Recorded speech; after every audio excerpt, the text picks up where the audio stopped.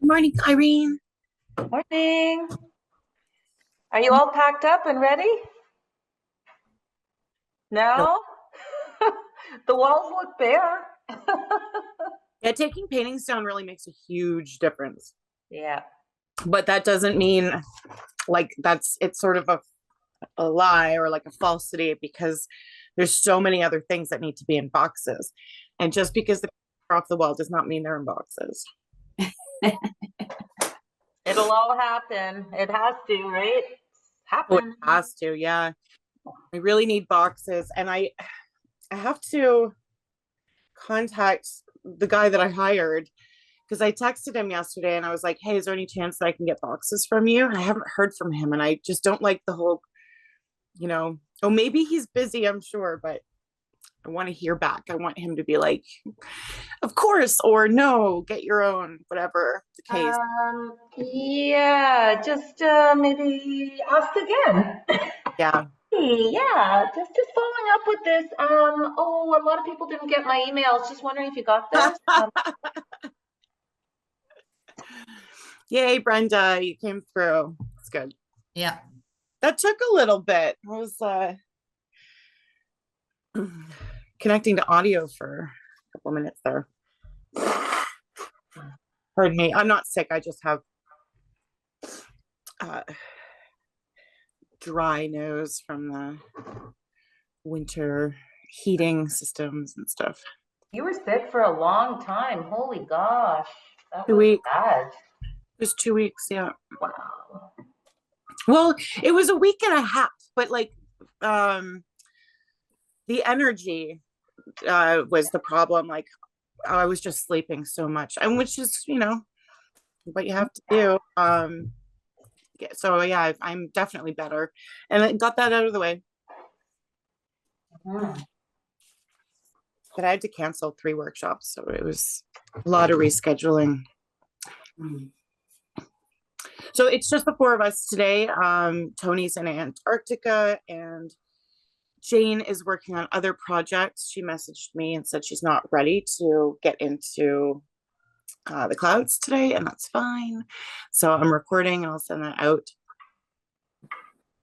I wanted to show the little swatch. I mean, I just put down color. I didn't do anything of interest visually other than, okay.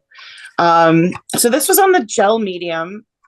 It was just acrylic gel medium that I put down on paper, and where I had scuffed some color, it's dry and it looks fine. It was very thin, but where I put thick color, it is still completely wet.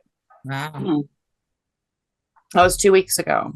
So that's your Wow. gel medium, acrylic gel medium, and then you put the oil over top.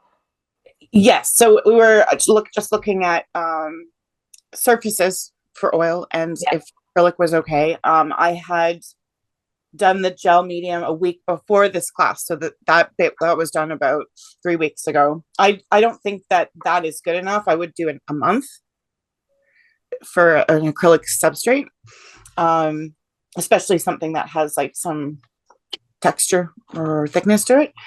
But I will say that depending on that blue, which it does look like ultramarine, because I'm pretty sure that's what I had out. So that's probably a high oil, like you know how they call it either a low oil absorption or high. This is definitely high, but the fact that it's actually like still sopping wet says something to me about the substrate. Yeah. it's not even that thick, to be honest. Like you're seeing, hopefully this visual for you is better. I got a new phone with a new camera. This thick part is the gel medium, so the paint was on very thin. I mean, it's one thing to put out like a big glob of oil, and I would say, yeah, it would just create a skin and it would still be squishy and wet for a while. But this was just absolutely, completely wet. Wow. And so the other one, which looks like ivory black or Payne's grit, like what did you do? You just kind of lamp lamp black. black. Okay, so you rubbed it, and that's a high oil like that's a fat one, right? Lamp? I don't think so. Let's look. Not sure. So I'm glad you're talking about this because I was looking over that like from your info and yeah, I was trying to figure out okay, which are the leaner colors and which are Mm. the like right? Yeah. So yeah, that article from Doug Purdon, the fat over lean and oil painting, Mhm. where he starts to the first sentence is oil paint is a glutton. And he gives, oh, does he put maybe lamp black here? Lamp black's not a common black. So let me see if it's in their book. Lamp black.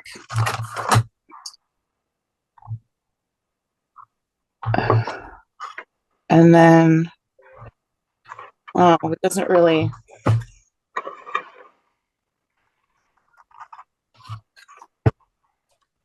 Interesting. I haven't gone through this whole book. I mean, gosh, I got this years and years ago. I don't think they still make these, unfortunately. Mediums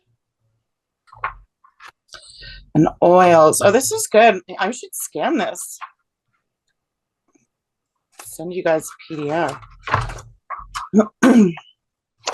Yeah, I was wondering about the umbers because they're like down as high oil absorption, but we use those for the Brunei and like I just And it's so traditional to do that. So I mean, okay, so there's the technical of like, yeah, you should use if you want something to have structural integrity, building the best house, this is the way. But I don't know if it's practical, if in my opinion, to actually instead of separating your colors by color, to actually have like 3 boxes and say this is your high absorption and this is your low, and that you have to use it in stages like that. That's just so restricting. And I'm going to say, even if that was smart to do, I'm not going to do it. Right. Like we have to be also creative, and it is good to have technical understanding, but this is beyond science. So I don't like rules.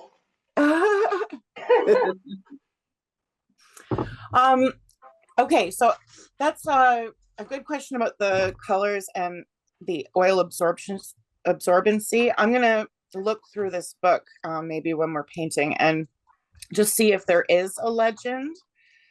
There's some good charts at the back, but it doesn't seem to give that information. So, table. Yeah, it doesn't give that.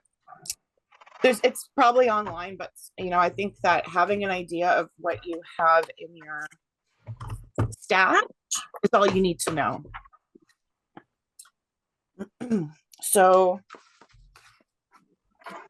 I had prepared, I mean, I might get into this, we'll see. This was not really gel to do something really abstract and rough. This is going to tear brushes apart, mind you. This nepheline gel is a ground. Like, this is where I would say use cheap hog bristle. That's what they're for, not good brushes. And so, hands up, everyone has, I know that we all have the grisaille, but does everyone have another surface to play with? Yep. Yes. Second one? Okay. Here. Irene, you do too? I forgot about that, but I will go and to my secret closet where I have a whole bunch of crap and I'll pull something out. Something that has gesso on it. Yeah. Be good. All right. Well, let's add some color. Let's continue on with glazing. Let's get some space here. So, the tree that I did, I tried adding more glazes to it, and the paint just was beating up. Oh yeah, you had mentioned that, Stacey. Beading. Yeah, like it so I know it's not going to be I know I was breaking the rules. So instead of the glaze medium, I had to like add like titanium white in it and just make it without, so it wasn't so fatty before it would stick to it. And now it's like some parts are sticky. So I don't Sounds know. like too much medium to me. Yeah, I think I did. But I mean, it was dry. It was completely dry. So Mm-hmm. I've been trying to put paint over the completely dry, um, just wasn't working. Uh, it was really, really weird, and I wasn't expecting it. I don't know. Can you see how shiny it is? Like, Yeah.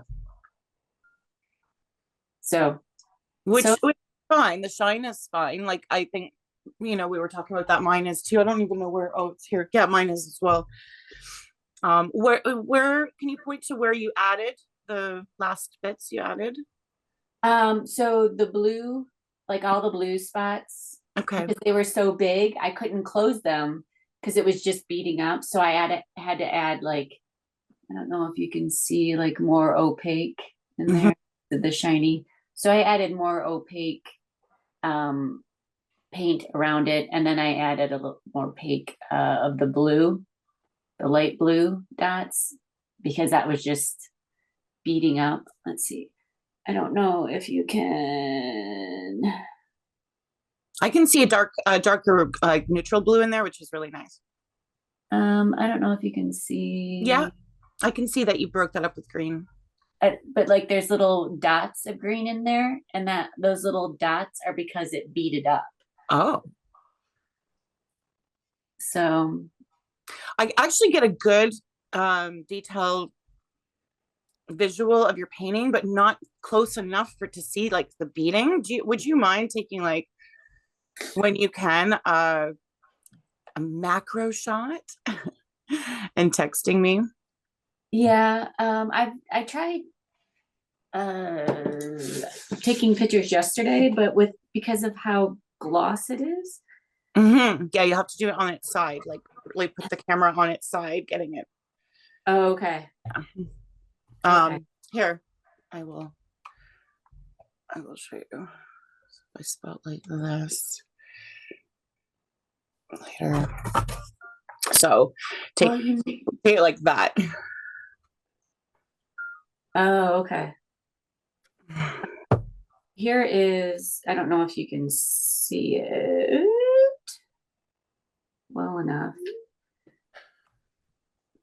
I went to the Cobra website and was reading about Cobra. This is not a brand I know.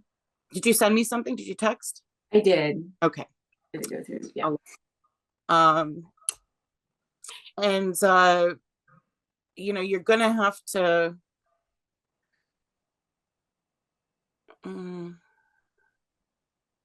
I mean, it's a great photo overall. Can you do just a photo of just a small area? Yeah. Thank you. Um, okay. So Cobra here, it's saying what every other water mixable oil says is that you should be able to use water to mix in with the oils. And I do think that you should try that with Cobra.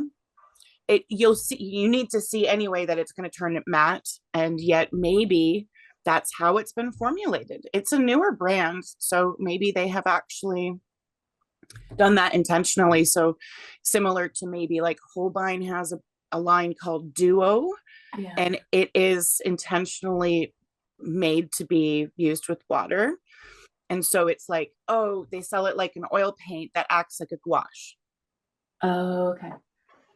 Or Yeah. like a gouache acrylic sort of acryl gouache. It's a Yeah. why do they jam words together? English individual words is hard enough, not hyphenating and mashing them up, doing mashups just Yeah. to make things sound fancy.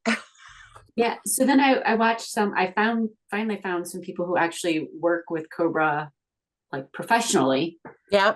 that are fine artists. And yeah, she was spraying the canvas with water and, Yeah. getting textures. And I was like, mind blown.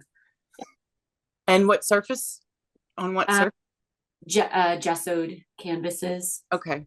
One person used gessoed mat boards. So I in their YouTubes asked them what kind of gesso they use, but they haven't responded yet. So I don't know. They will. It shouldn't matter. Well, my the Liquitex Professional that I use, I don't get like if you when they show their surface, they show it like it's really rough and textured. Mine seems to level out. Okay. I You can don't use a roller to apply it. even with fancy. I mean, I can see some of the texture, but it's not as textured. I mean, obviously because it's acrylic and it'll dry down, but I don't know, maybe I just the Liquitex is, you pour it out, so it's not thick anyways. Well, definitely try it, like get professional quality, because anything student will have more water added to it, so it'll be thinner anyway. So whether it's golden or I think golden is meant to be thinned out, so it'll be much thicker than Liquitex. And then Stacey, it could also be the canvas weave that they're using, because you can get like I don't would be better. Linen's very fine, so you can get different thicknesses, ounces of canvas. So there's 12 ounce, 10 ounce. The stuff that's pre-stretched and pre-primed is generally like 10 ounce. But you can get up to 16 ounce, which will make it a little bit more like burlap. And it's a beautiful, beautiful surface. You have to stretch your own usually in that regard. You're buying canvas by the yard, but you can, beyond stretching it around a frame and stapling it, you can also just use an acrylic medium and apply it to a masonite board and then gesso it. It's just more prep in advance. So you're doing these things to put in your closet like Irene, right? So that you have them when you do need them, and not just like, oh shoot, I've run out, and I'll gesso the day before. So that's in pursuit of your own like happy textured surface. And I would say I'm with you on that. I love a nice textured canvas, but it's generally the quality of it. Okay. Yeah, I have a ton of artist loft, #1 cheapo canvases that I probably need to. That's why I wanted to see if I could get, because it says professional Liquitex, but that's people go to Liquitex because they like that consistency. Okay, so I'll just try a different one. And sometimes brush paint too, like that's another thing. Golden, when I was buying their acrylics, they were so much thinner than what I was used to. And I was just like, well, they sell out quickly in the stores. It's the #1 brand. They're probably restocking. It's a fresher batch.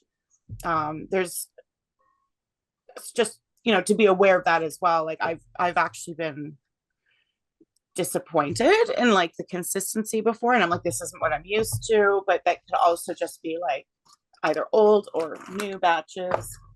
All right. And you like the Tri-Art one for acrylic? Gesso.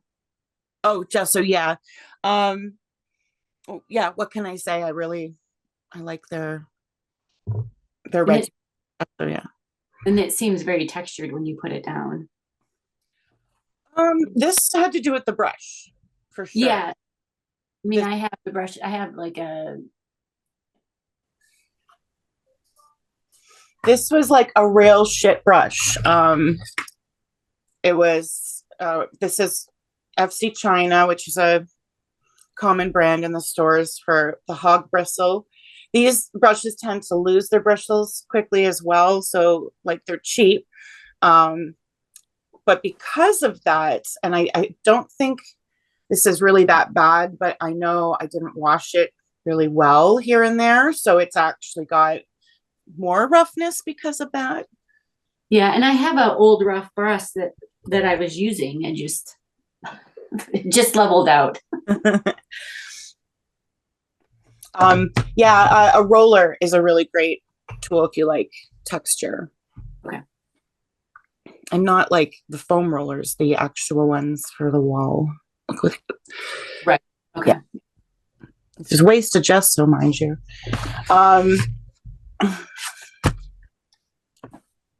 Color palettes. Okay, so I'm gonna set out a limited palette,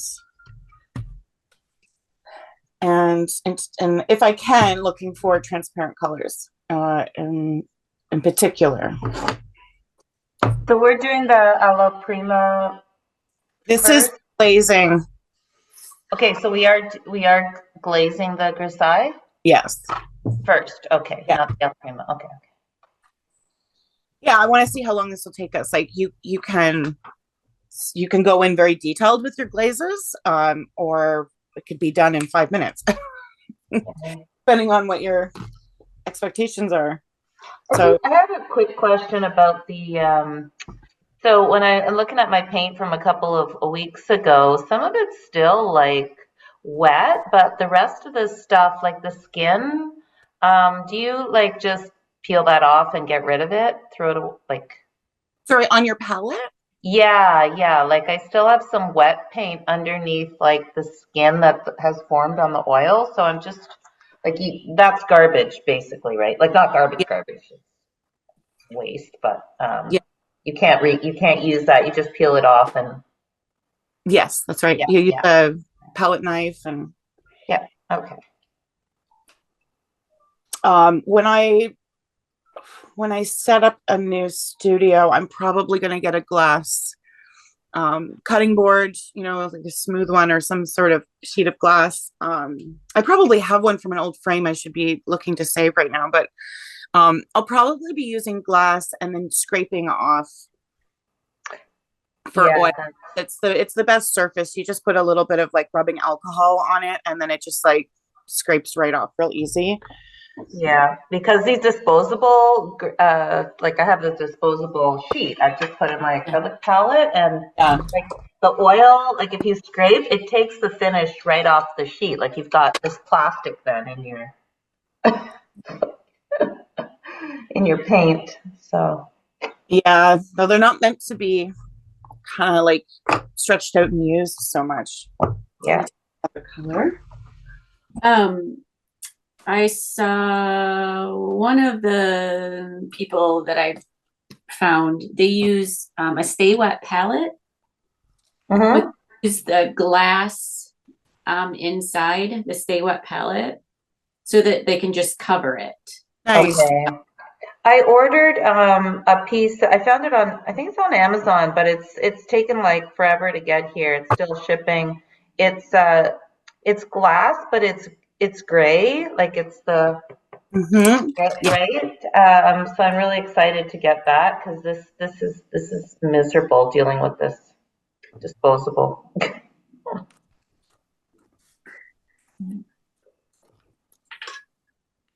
This is one of the tubes that TriArt has made of oil.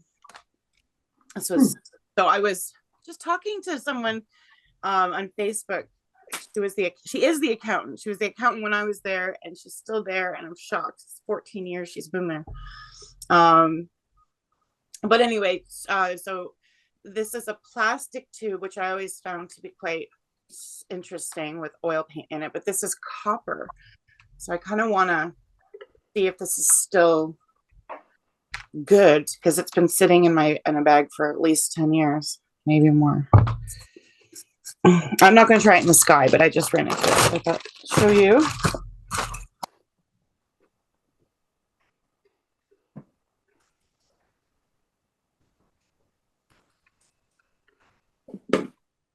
Okay.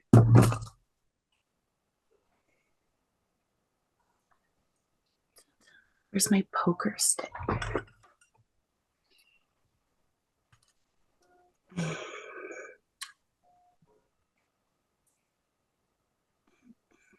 anyone need some help choosing a palette?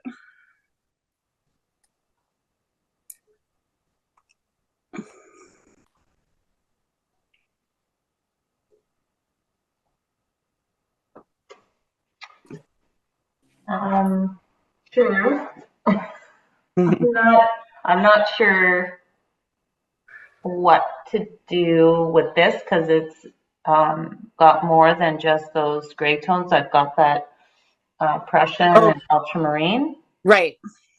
I remember. So I was going to use alizarin actually. Yeah. Right? Yes, for sure. I don't know that I need too many colors though. Yeah, just start with the alizarin and see how that guides you. Thank you.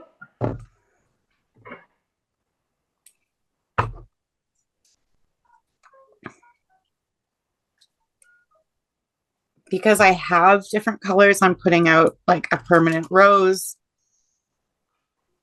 I have alizarin, but I haven't used this color in a long time, and I want to see what it looks like.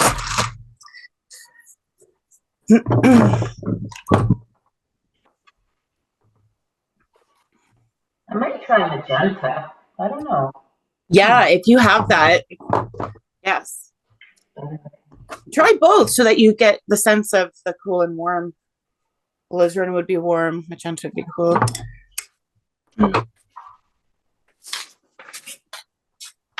I had printed out, I'm not sure whose photo this was, but I thought I really liked the atmosphere and it was colorful, so I'm just going to use that as like a guide. Yeah, that's what I was gonna use, those colors, and I'm having a hard time, like, where do I put them? All right, I'm going to put out some oil. And I'm going to put this on camera so that we're talking about how much medium versus color. Sorry, this is messy. I am going to be throwing this out after today. So I just figured I'll stay with it. So I'm going to go in with some Indian yellow. Look for a space I can. I'm just going to dip my brush slightly into the oil until it feels smooth to the brush instead of to the touch to the brush. And I'm going to go in some, it just chose yellow starting with my lightest, and I'm going to start to go in and tickle, stumble, really working it in the grooves that I have there.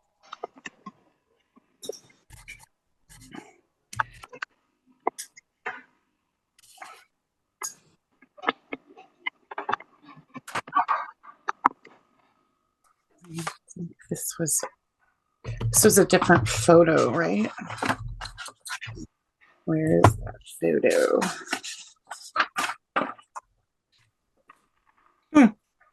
I don't even have a photo anymore. Okay, yeah, I don't need one. I'm not going to bother. I think the other thing I was having a hard time with the glazing aspect of it. Mm-hmm. These cobras are really buttery. The what is? The cobras. Okay. So like then I add oil to it, and I was like, but then you have to do the fat over lean. So yeah, so let's talk about this because every brand is different and it's going to have its own what they call it's pigment versus oil content, right? And it's like some companies put so much pigment in that the oil is stiff. So what Irene is using right now, which is Old Holland, it's a very stiff paint. It's like do you find that, Irene, when you put that out on the palette, it's like really thick? Oh, it's solid, like it's almost like sculptural. Yeah. And they do that intentionally. That's Old Holland's shtick. They want you to thin it out. They want you to have the most, pigment as possible. But a lot of other companies don't take that approach, and they want you to have the best out of the tube with the best pigment concentration that you can have. So in that, when I say I'm adding oil, so I'm going to come up a little closer here. And again, I apologize for the palette. So I'm going to dip into the paint, and I can feel there's a stiffness there. Like, do you actually see it's not even sticking to the palette really? Like, it's so thick. It's just skipping on this tin foil. So then I just dip a corner of my brush in, and now it's moving in a nice way. And I get to decide, do I want to add more oil to make it a little bit more slippery, or is this feeling good enough? And I would, if I was to say the ratio, that would have been like 20% oil, just dipping the side of my brush in. So I do think that let's try to push a little less oil for this glaze, if at all. Even if maybe you don't even need any. But if I used like a drying medium underneath it, wouldn't I, that's fatty, wouldn't I have to use something? If you're using a teeny bit of the oil is fattier than an alkyd.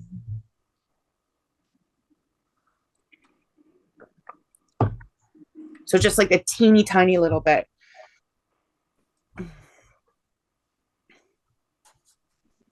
This is an interesting color considering it was supposed to be rose.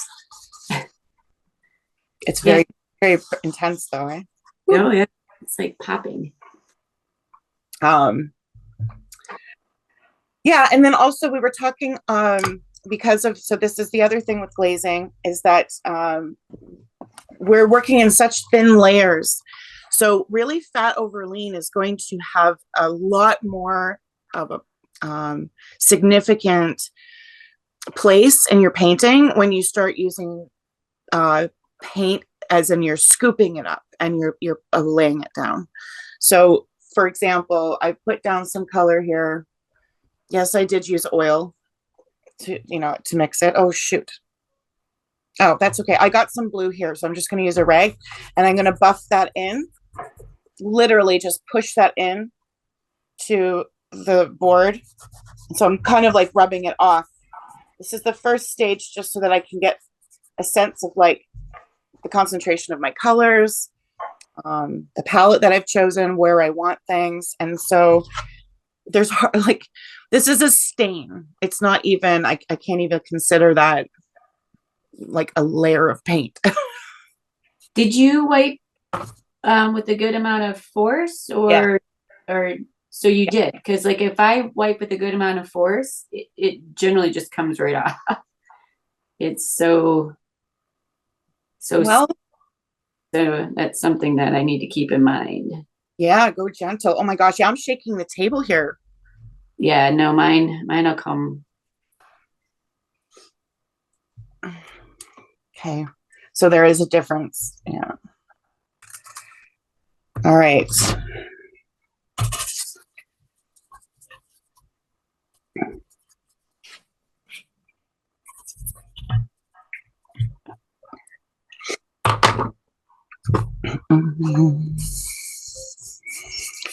Now I'm going to just do a gentle rub.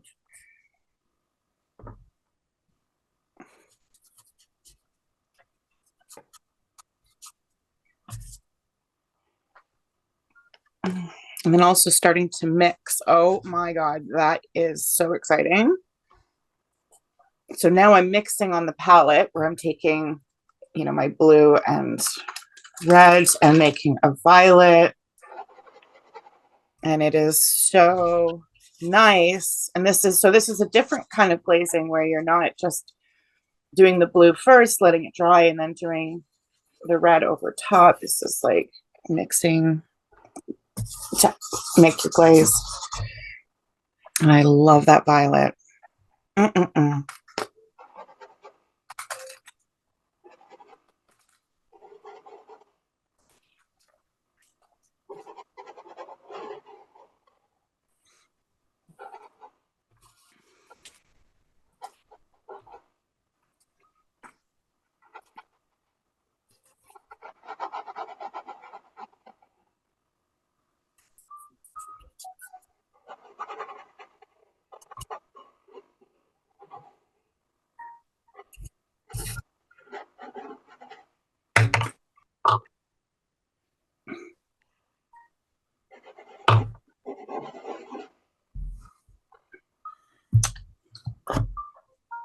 I like the way you can use the rag to just blend, like,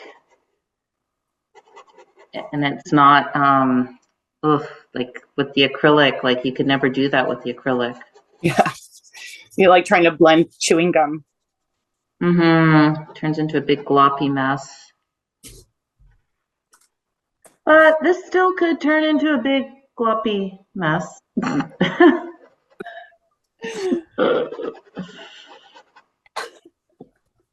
was gonna say there's still time. Yep. Uh-huh.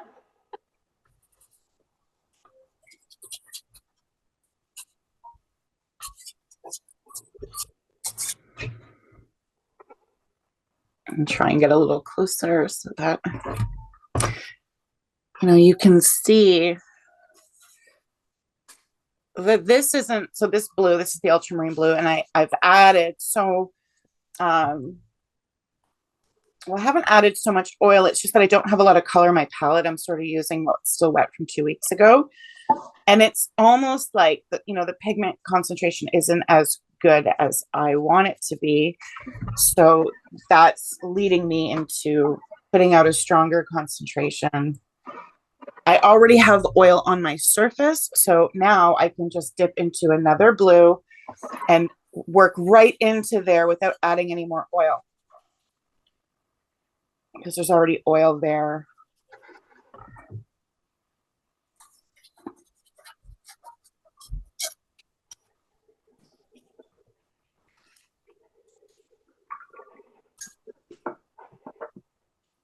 You're using kind of like a square brush, right? Like what kind of brush is that? I'm just trying to, oh, like This is a bright. A bright, okay.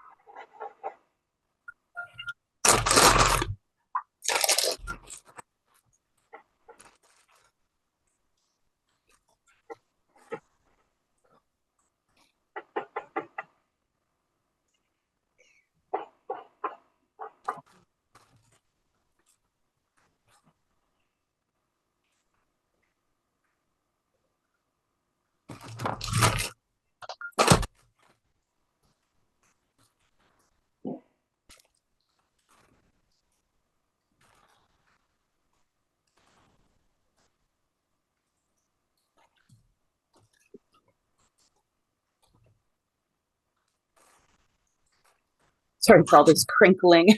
My bag full of paint here.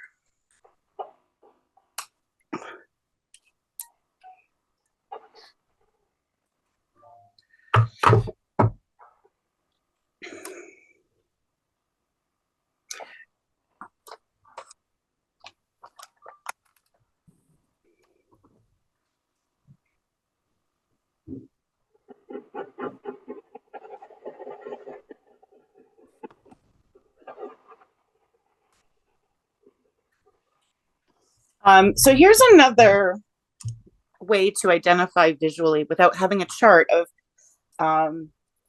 if a color is fatty right from the get-go or not. I just put out a color, Winsor Newton's flesh tint. That's so inappropriately named. Let's call it Carnation Rose. And when I put it out on the palette, immediately I could feel how much oil is in it. It's not stiff at all. And but this has been sitting in a tube for decades. So to me, that pigment is very oily. And it's going to stay wet for a really, really long time. And it's good that I'm using it now and not in the first layer. It's also quite opaque. So here's another thing to consider. Instead of adding more oil, this is where using the rag is good. So I put it down and it's totally covering up my grisaille. I don't want that. So now I'm coming in and I'm spot removing some areas, and because it's okay to have like opacity, but I did that grisaille also for a reason. So I just want to work a little bit with both.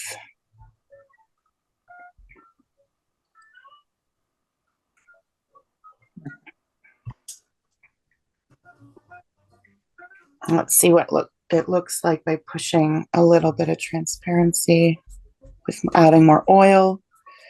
And I prefer that. Yes.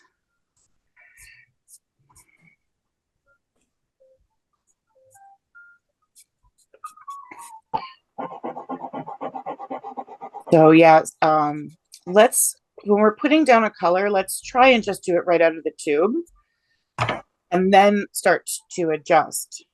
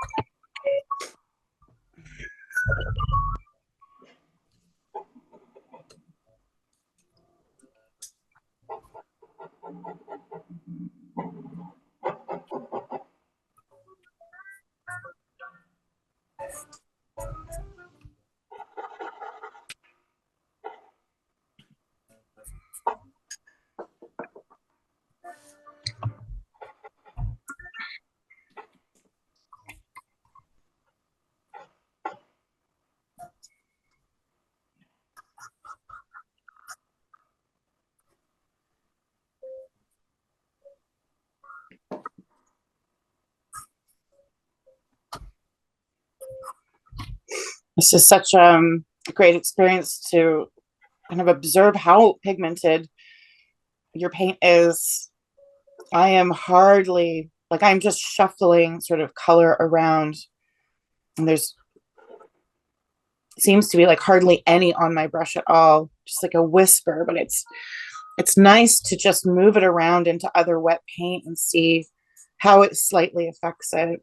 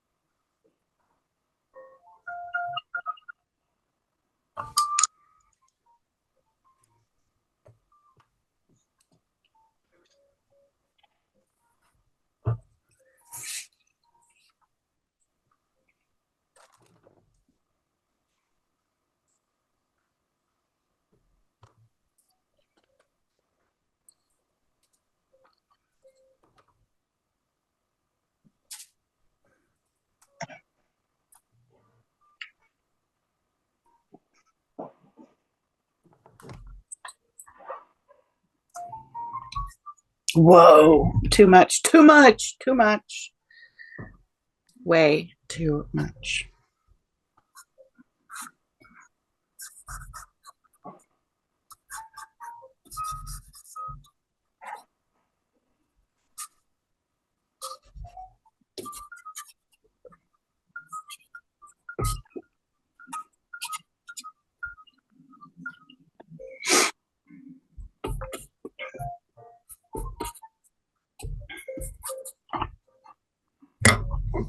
Actually, maybe not too much.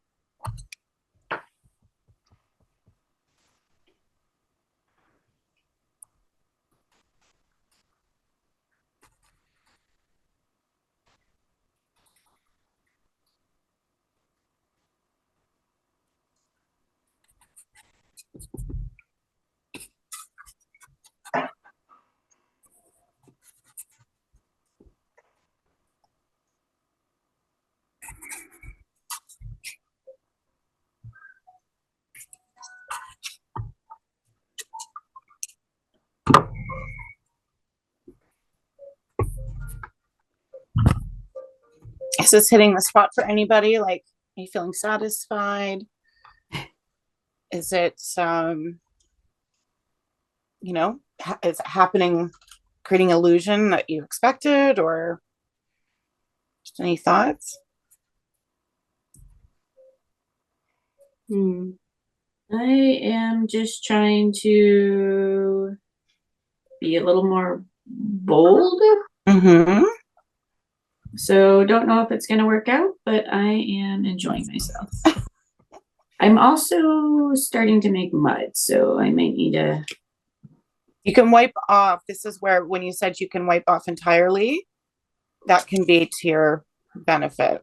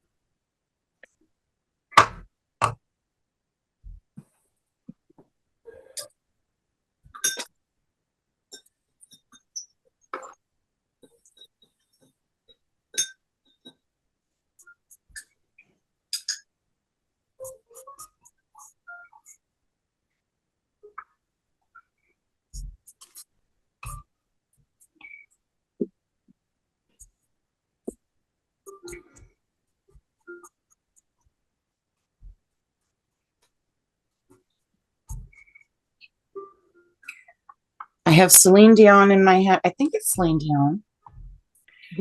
It's all coming back to me now. When I touch my canvas like this. Yeah, this is, I think oil painting was where I developed like holding 4 brushes in one hand and then just rotating like for each color. This is when it started. Okay, I want to check in, just see. Oops.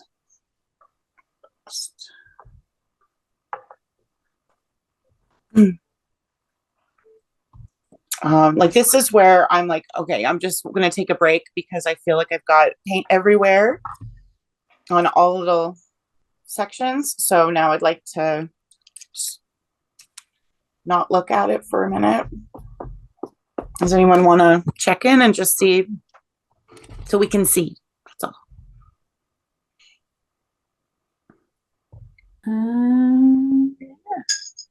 Brenda?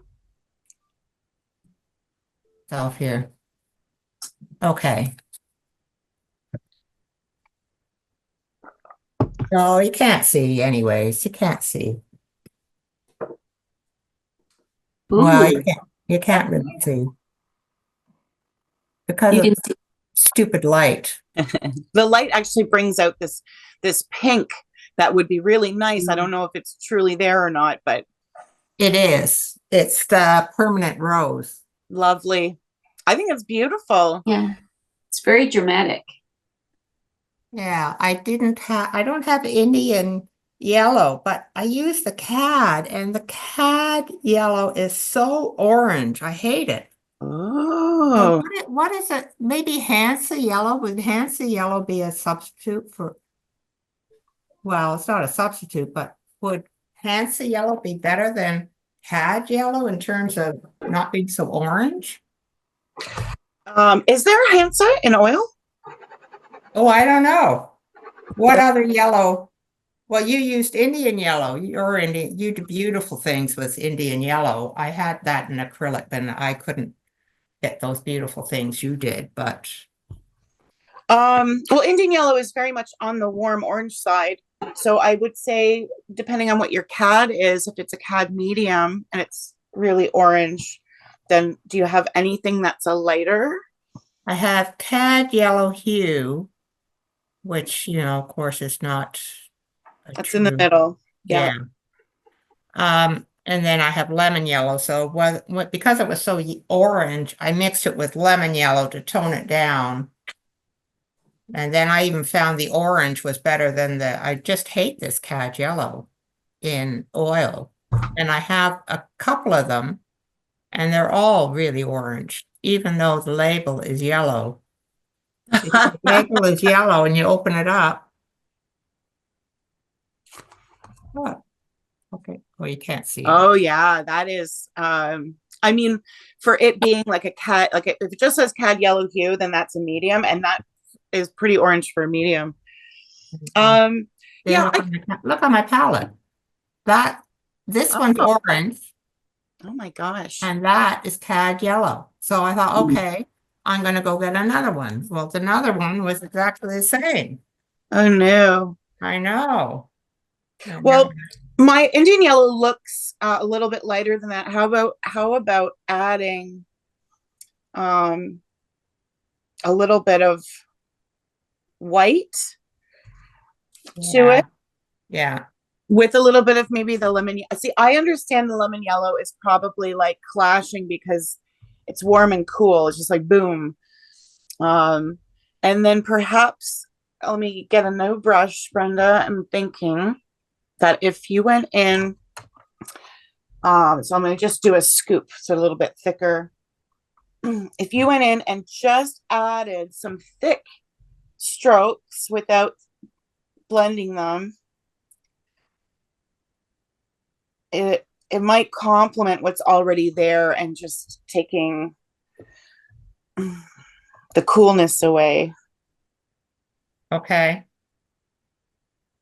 Now, at least, because I'm trying to think, because that's an opaque color. Well, it's semi-opaque, but we'll give it a shot. Um, Okay. And then you had the permanent rose as well. Let me see about mixing. Because if it's going to be orange, then let's make it orange. That's what I'm also thinking. Like,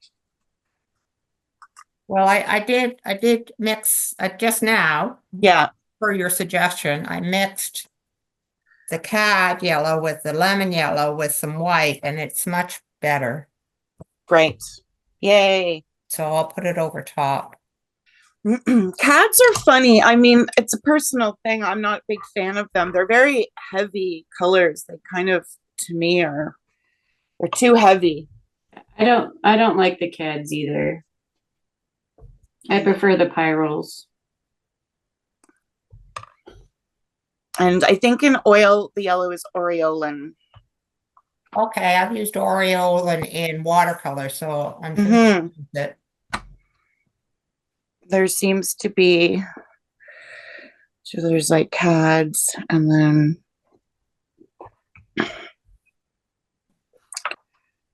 oh, here we go.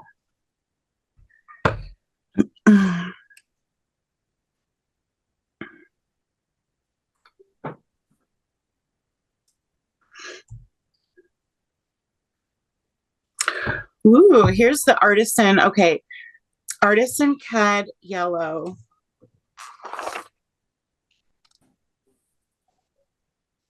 Q is aerolide yellow. That is what it is. Oreo, it is Oreo. It's aerolide, Oh, okay.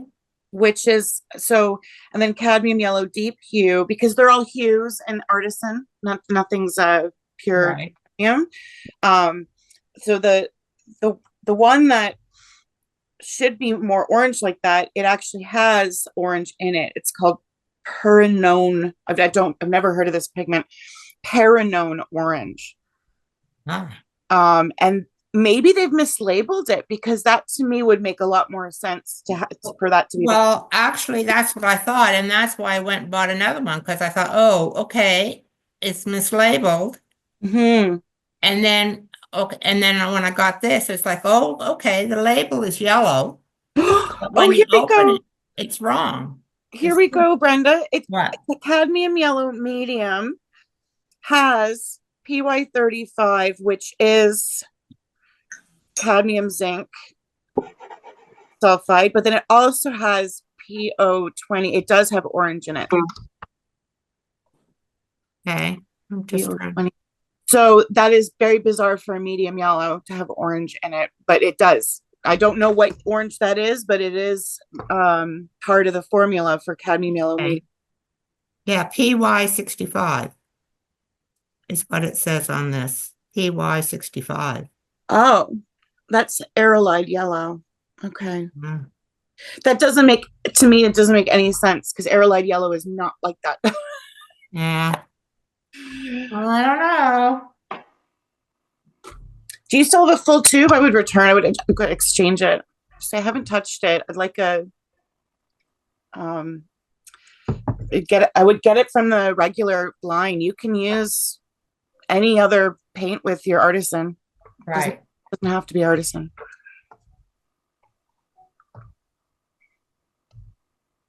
I didn't put a lot of yellow in the clouds. It's just like little hints of it, because it does go green, which is still nice, but Right.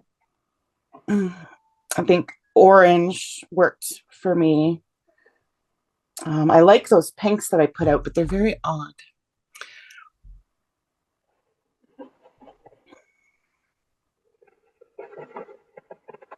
And if there's something that you put out on your palette, like I'd like to do an alla prima one, even if you only have a small scrap board, just to get the feel of going in, painting quickly and in one sitting. If there's a color you don't like, then let's just leave it out of the next palette choice. Okay. Okay.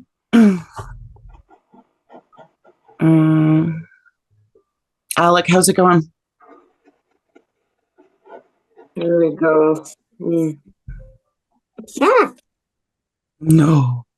I need to grab these from. Mm. Trying to get the yellow test. My colors are a little on the opaque side, particularly the red.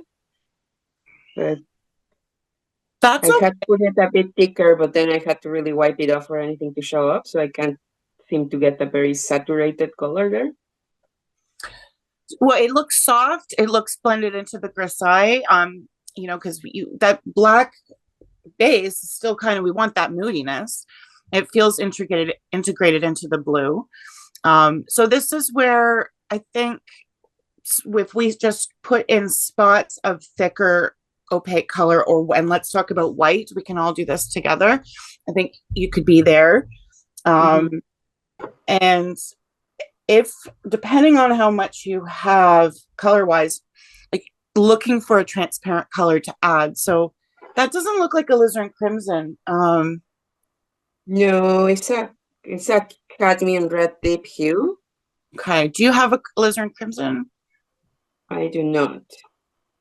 Only usually it's such a common color in oils. Okay, read off what else you have in the warm side of things. Yeah. Yeah, on the warm side I have a vermilion hue, which is Ooh. PO73 PR. Oh my god, this is small. Vermilion. I hear, look, vermilion. The prescription, and I can't read the tubes anymore. Well, vermilion's transparent. Why don't you go for that? It, like, not to cover up every, pinkish area that you have, just to, because that'll be more of an orangey. Vermilion is sort of orangey, but I think it might be a nice addition, and it's transparent, so you could use it to sort of like where the black areas are. It'll mesh in with the grisaille better than, because you're getting the chalkiness, adding white to the cad. Okay. But I see a butterfly, like I actually see this big boom sun center, and I love that you've kept that really warm there. So yeah, I guess just playing the edges and the bottom. I can't really see the bottom so well, but lift it a little bit higher. That is the one that it has just the tiniest of, it had so much oil, and then wiping it because when I first put the red, it just was like bleh, opaque. I like the violet in the bottom, so maybe it's just looking to mix those two. Keep going. Okay. A little bit more blue, like bluish in the bottom. Okay. It looks good to me, babe. Okay. Anyone else have any desire to share or make contributions, observations?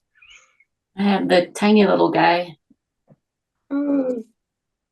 That was because you did the grisaille last week, right? Yeah, I have this one and then this one. I have both grisailles, so this is the. I don't know. Does that make it worse or better, or? Oh, just put it closer because I can't. It's just so small. Oh, okay. That's good. Yeah. The purple's great. Oh yeah, the like magenta. Was it too much magenta in that one area? I would just maybe soften it out a little bit. I love the color, or add like a little bit so that it feels like it's not. Maybe it's going in behind the light cloud at the very top. Okay. Maybe soften the blue out just a little bit in those two stripes. I feel like, and then the bottom corner. Yeah, it just feels a little. Oh, these ones? Yeah. Just feels a little too linear, and I think softer is better for clouds. And keep it simple. Set it aside. See how quick, glazing on top of a grisaille. You have the base, you have all the structure. Now it's sort of like tinting old photographs. They used oil paint for that, and it's the same idea. Okay. So yeah, very, very sweet. All right. It seems like using Cobra with less medium is better. I sent. Go ahead. Oh no, go ahead. I sent you, texted you a picture, Char, because I don't think this will come with the light I have in here. It won't come out. So. All righty. Do a share here.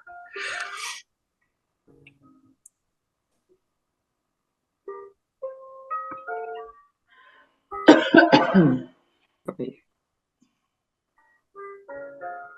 Vermilion, so much better. Oh, lovely. Moody. Yeah. I would bring in more magenta. I'm like seeing only subtle hints, so you could keep going with that. Beautiful. But I really like this sort of down here muted, and Yeah, there seems to be, this is like cooler and then warmer. So I would have to suggest some bridging, like what if this is ultramarine, that comes somewhere down, and that some of these warm colors are a little bit up in here, like or over here, making it more muddy. like the blue, you mean the warmer and the cooler blue? Because I have that Prussian and then the ultramarine. Like I have two mixtures of blues, or do you mean bringing in the reds? I'm going to do a thing that I need to start doing more of. 1 second. I'm just going to import this.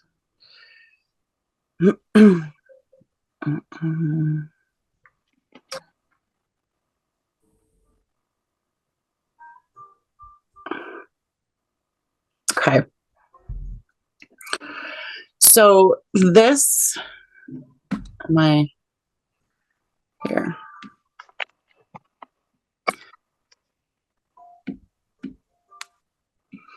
Oh, I think sorry. Okay, get my, okay, so this side seems very like ultramarine and brighter, like more of like a modern primary palette. Right. And this side seems more like earthy. And I just need I just need a crossover, like so a little bit more of this over here. A little more that over. Okay. Take this, bring it over here. That kind of you have done that. It's just bring it more, like there's like a little orangey-ness there that is like, it's giving it like a tea stain situation that needs to come in over here. Okay, so what I was thinking of the composition, I was thinking where it's the lightest in that bottom right. Sure? Like Okay. like it's more that cool yellow. Like I thought I'd bring in white there, and that would be kind of like that's where the sun is peeking through. That would be like the kind of lightest, or not the sun, but the light's coming from there. So then I was trying to figure out, how do I distribute that to make it still look like clouds? I think maybe you still need a little bit of dark over there, because your eye just immediately goes to the left side with all the dark. Okay. Yeah, just because this is, you want this to be the lightest doesn't mean you can't have dark in there. Like this little bit there is too small. Like I would still more, bring the brush to scuff. And then you could always do dry brush with white to in this section make it a little bit more white. And then the other way to cross it is to bring like this blue that you have here somewhere like over here. Okay. Because it's beautiful. You don't need too much right now. The composition of the color is just about balance, and it just feels too split. Okay, I'll think on that. All right. That could also be the lighting of how you took the photo, but that's just how it seems to me.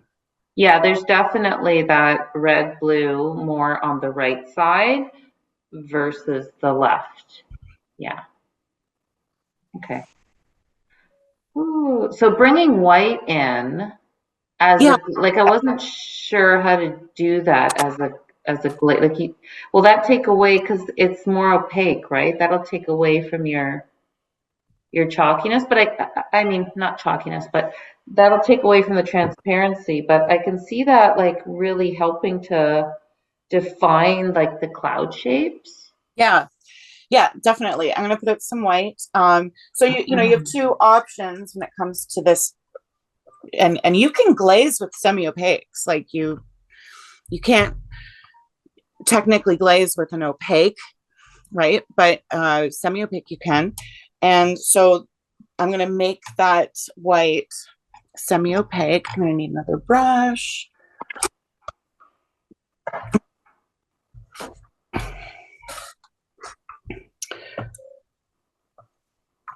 So this is where old masters and whatnot would use white at the very end to pull things forward, highlights, push things back. So you do want a thicker application, more than you think. I'm going to scuff it into a rag.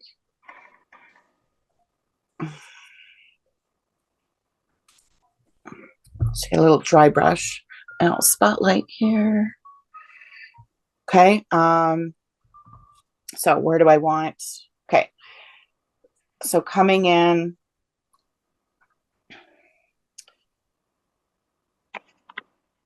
I'm playing with my strokes.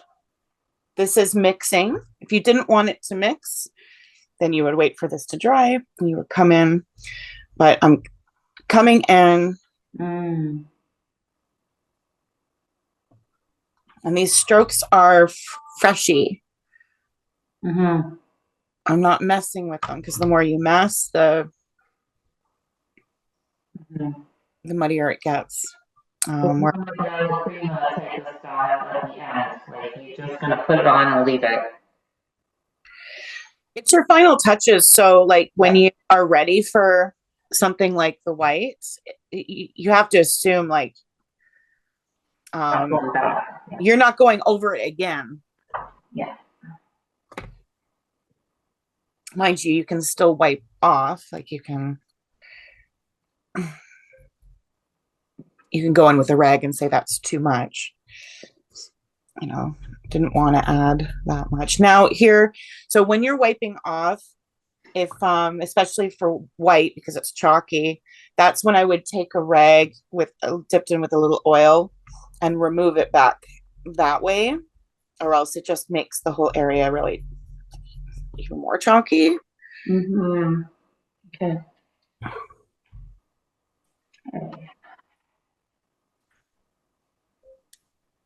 Whoops.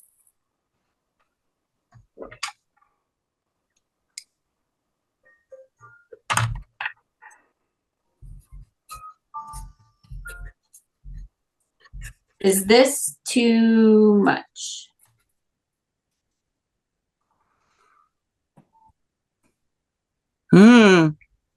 No, that's very nice.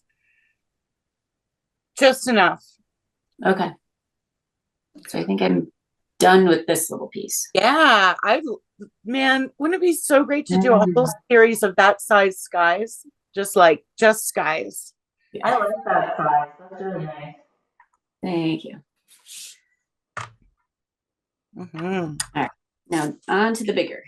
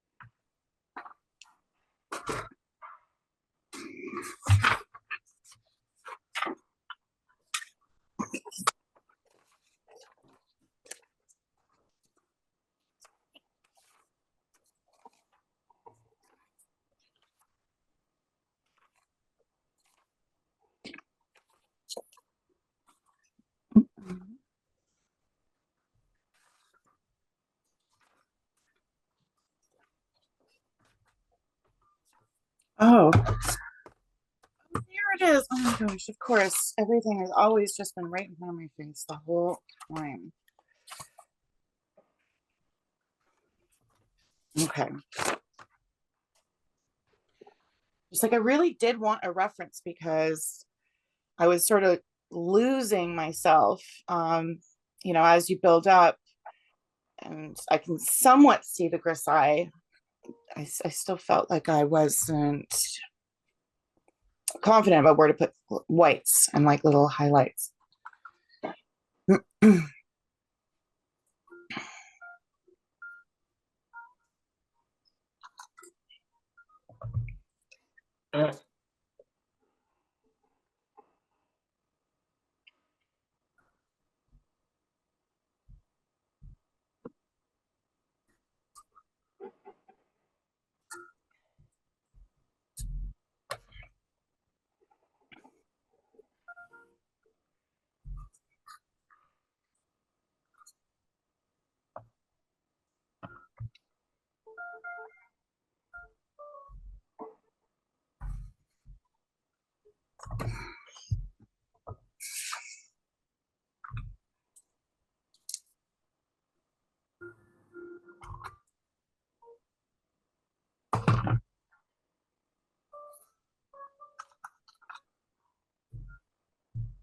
It's so nice to know that like when you put this down, like you don't have to worry about, oh, this is gonna dry like 20% darker. Mhm. That's what I'm like, okay, this is what you see is what you get. Or with the watercolors, it's gonna be like, oh, this is gonna be lighter. Yeah, watercolors trip me up a heck of a lot more than acrylics because of that. But when acrylics became really popular, all of a sudden because of being water soluble and you can do all these great things with the mediums, and I think that a lot of people had a hard time with that shift. That was like Mm. to this day is one of the biggest hurdles for people, and I get it. I really do.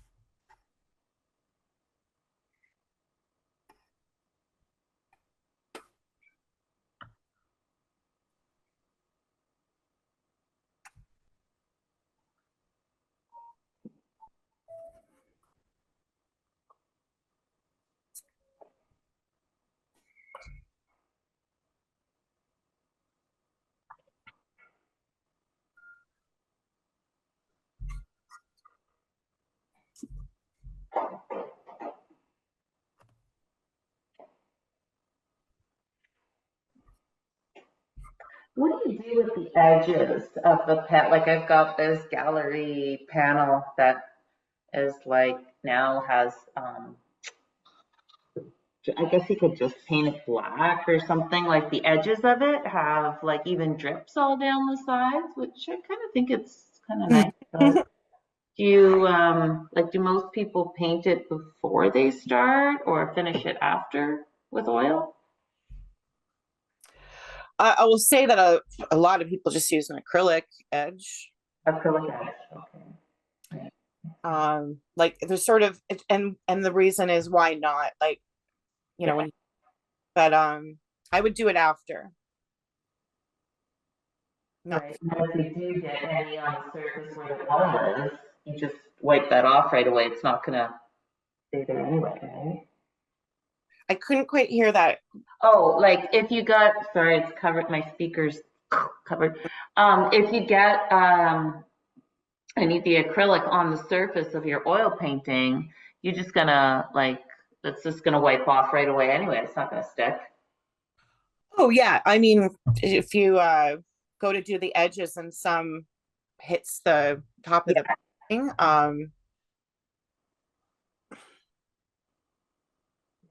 yeah, you would wipe it off right away. I know there's a a painter that sells an oil painter that sells his stuff in like Holland, Michigan, and in different galleries around Michigan that I really like. He pays his kids, or at least he used to. I don't know how, I mean, his kids are probably older now, but he used to pay his kids to paint black around his acrylic black around his face. Love it. Got his Apprentice? Yeah. I thought I'd have one of those, but you know, she's more interested in curling her eyelashes right now than she is painting my canvases. yeah. Maybe the payment isn't good. I have no idea how much he paid his kids. Get paid in food and water. Right? Yeah.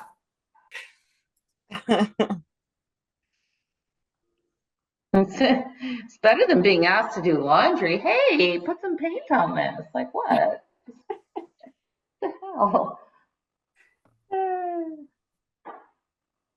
Oh man, we're in trouble with this next generation. We are really in trouble.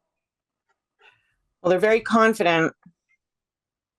That's true. Uh-huh. In a way, that's good, but yeah.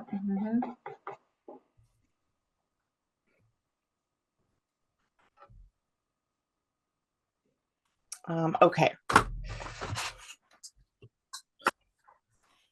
I'm happy now with the red. Hmm.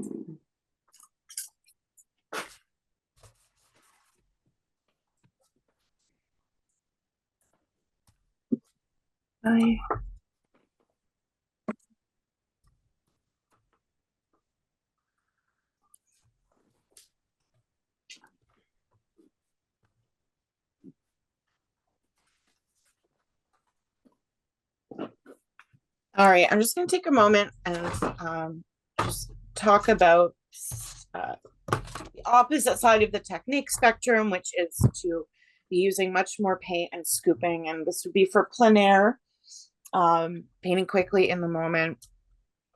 I was 2 Sundays ago. I chose to use oil because it was still out on my table. We were looking at snow shadows. So this was just done in the morning. I think my cat sneezed on here, so there's some cat snot. Always a nice accent. I was like looking at it today going, what is that there? Lean over fat then, isn't it? Manage your booger layers. Yes, for top coat. Top coat is the best. And this was also on dry media ground, so it was really nice to play on. I don't necessarily have a surface that I mean, I don't know, maybe this is so different than probably what everyone else will have. This is really, really coarse, and I think it's too coarse for what will work as an example. So this is a piece of paper with dry media ground on it. I'll have to throw this out after. But I just want to take the same composition and do a very quick demo of what this would look like if you were painting it in one session quickly without any layers whatsoever.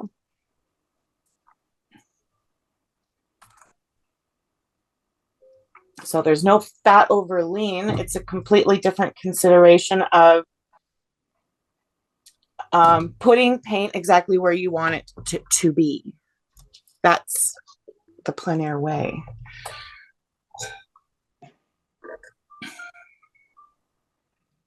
So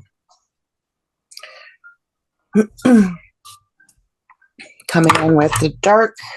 So this is Prussian. So I'm adding a little oil to have it in a consistency that feels right. I need the right value, so I'm going to have to add a tint to that.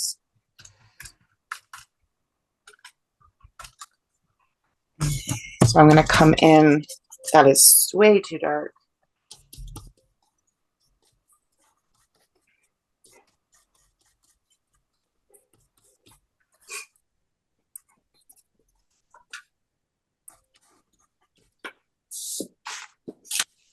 And so for anyone who is going to try this, you'll notice right away how much more paint you have had to use than ever in comparison. So for any mention of, oh wow, the paint goes so far, hardly using any at all, that is the technique.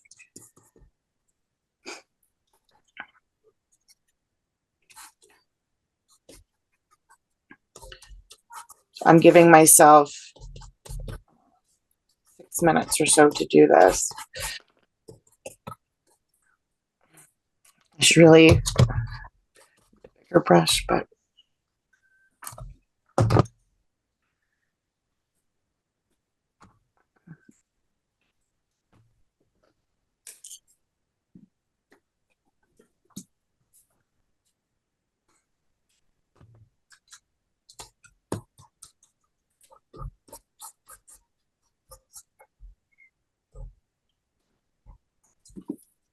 So here we could use white all we wanted to lighten a color or use lighter colors. And yeah, and you're painting directly. So whether it's like, I want this to be darker, so I'm blending it into the wet paint. So I'm looking at coverage in an area with the most common value and then pushing one or the other. So I'm scooping. I'm only using medium if I need to change the consistency. And playing with this with alla prima is very important for getting familiar with oil. Like, do you find it's important to have a little bit of a slickness to layer on top of something? So hold on, you're using medium, you're not using oil. I'm using oil. You're just using the oil. So Yeah. you're just saying medium is oil in this case. You're not using medium like Exactly. alkyd or whatever. Okay. Well, I don't need alkyd unless you want to thin it. Yeah. Why would, well, no, I mean, they do both, right? What alkyd does is it quick dries. So that's the reason to use it. Why would you use alkyd? Well, if you were painting outside, you'd kind of want it to not be so sopping wet on the way home. Mm-hmm. So that would be a reason to use it. What else? What other reason? Like when it comes to this, and I don't, there's no actual reason. I'm trying to think, why can't, it's not coming to me, but like why, what situations you would want it to dry quickly other than layering and glazing?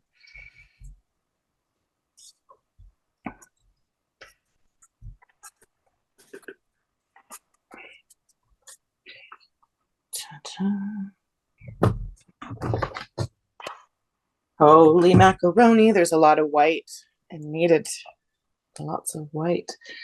And this is where you would be like buying the 200 ml tubes, right, of white. Right. And so here, when I put the white into this, I'm trying to get like the whole table in the shot. I'm just going to come closer. When I'm trying to put the white, I'm scooping and I'm putting it into this color. It is just like not mixing well. And that's where I'm going to use oil so that it actually has a nice feel when it comes to mixing. And that's the reason I'm using the medium in this sense. There's only going to be one layer, right? So it's not about that overlean with this, other than to get like really thick highlights at the end. You would want to use you're going to be using a thick paint, so you really don't need to add anything. Just the thickness of the oil itself, oil paint itself, is your fatness. Does that make sense? Mm-hmm. Yes. Mm-hmm. So when we think about how much medium to add fat over lean, we're also thinking about the thickness of the paint, and glazing everything's so thin, there's less to worry about. I think that when you get into alla prima using more paint, it's more about maybe alkyd in the first layers so that technically they dry quicker, but that you kind of know that in an alla prima fresh, like coming in and just scooping and moving paint around, it's going to be naturally thicker and therefore naturally fatter.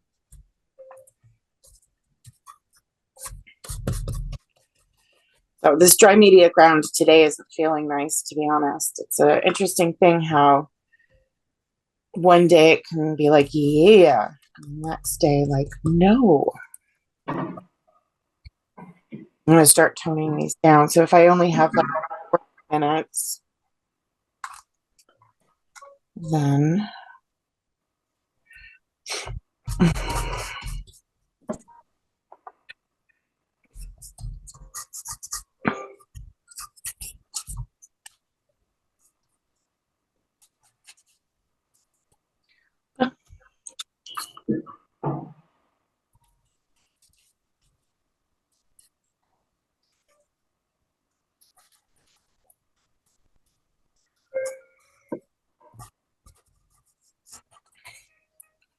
So it's still a lot of dark over light.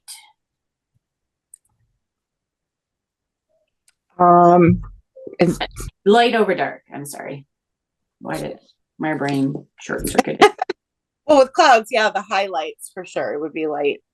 Like I'm trying to establish sort of the dark in the mid and then playing. So alla prima, the trick of this, and I mean, I have to go back and get all my notes. And I said I would do like future sessions with this being a point. The whole point would be to be doing quickly alla prima pieces, is that you're accepting your brush strokes as being very fresh. So as things are mixing, you're not going back in and fussing with them. That's a tough challenge in and of itself. So you learn about the medium, but you also learn how to embrace what the medium does and how it does it.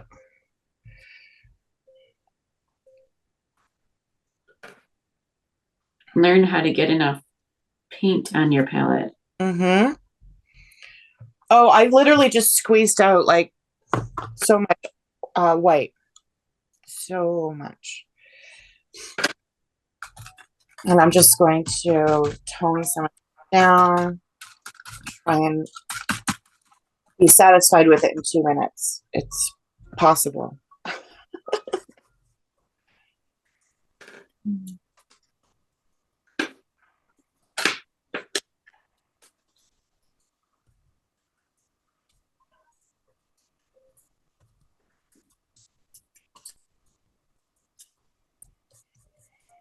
Oh, I'm using one of my good brushes on this ground too. I can feel it like just tearing at the hairs.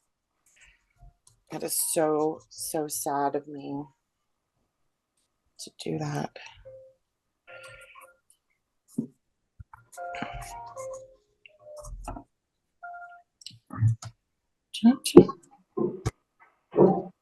So here's where when I get into like, okay, it's one sitting, I can't, and especially on this ground, I can't pull up because it's like sandpaper.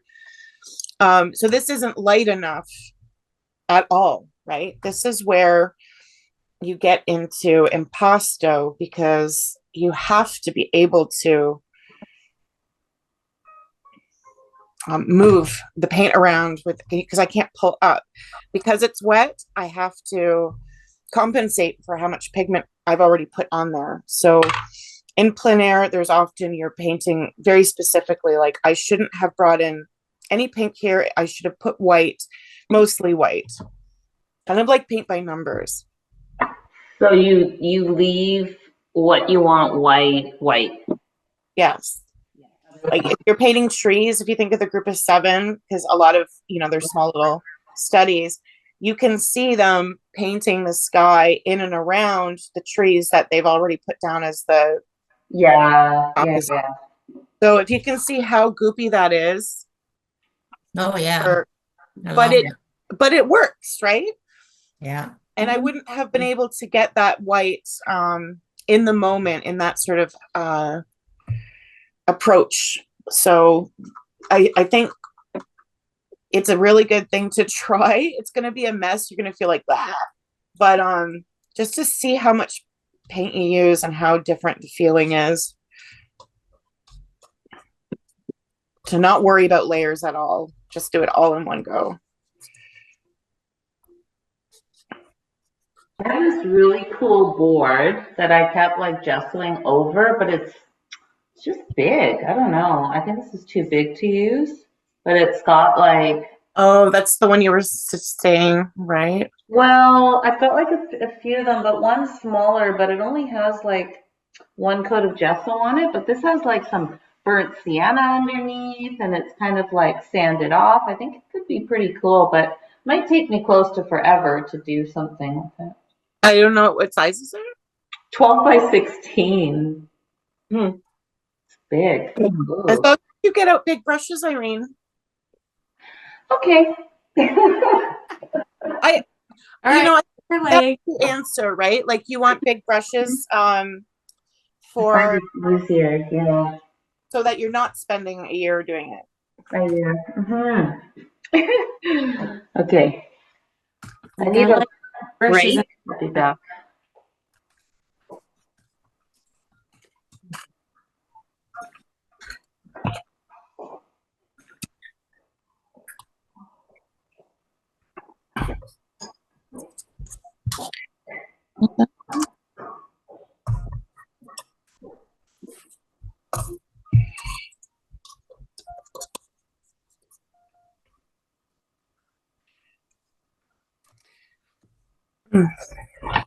I know you're all going to enjoy sort of direct painting because, and again, I'm going to come closer here. It's not mud when you start to use your brush strokes. Like this is all what I think otherwise I'd consider mud, but it's actually, there's so many little bits of it that is like, oh no, I needed it to be like toned down, and the contour, like when you're actually using brush strokes and you're allowing that to create form, it's really exciting. You have to leave your strokes a lot or else there's nothing there to describe. But yeah, it's really fun. And that's like, Irene, that is sort of why I like suggesting smaller surfaces, is that you're playing without the intent to finish something. Like I'm on a piece of paper that I'm probably gonna, throw out.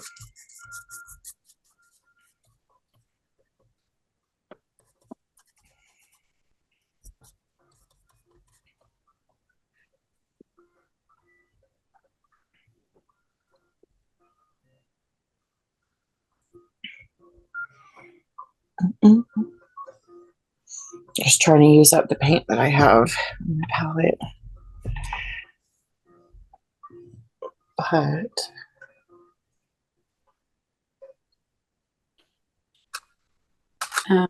It's also having to learn to clean off your brush.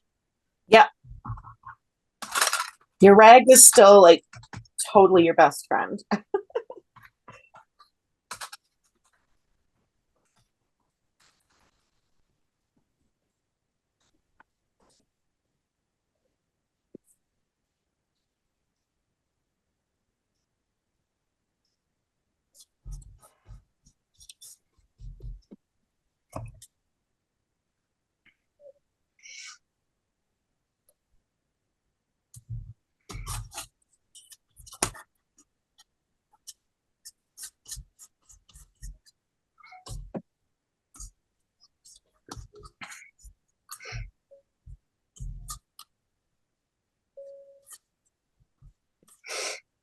This is where for Artisan and Cobra, I wouldn't be using any water. Like, if anything, I would probably just use it right out of the tube. Yeah, that's what I've been doing. I haven't used any medium. I'm also finding that like it's very glossy. I mean, I want to stick with it and I want to, learn it, but I'm not a huge glossy fan. I know, I get it. I mean, oil paint is glossy too, though. Like, But just some of them seem matte. no. Some colors are naturally matte, but Is that they just maybe varnish matte then?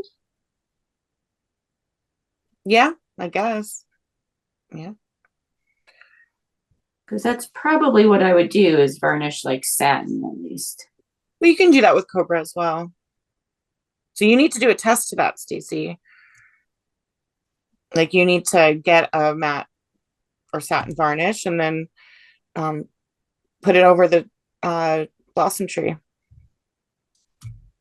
Oh yeah. No, I've heard the Gamsol you can you don't have to wait the 6 months. Is that true? Sorry, Gamsol is your mineral spirit, though. No, there was a Gamsol. I thought it was Gamlin, maybe then. Is it Gamsol, Gamlin? Gamblin's the brand. Okay, Gamblin.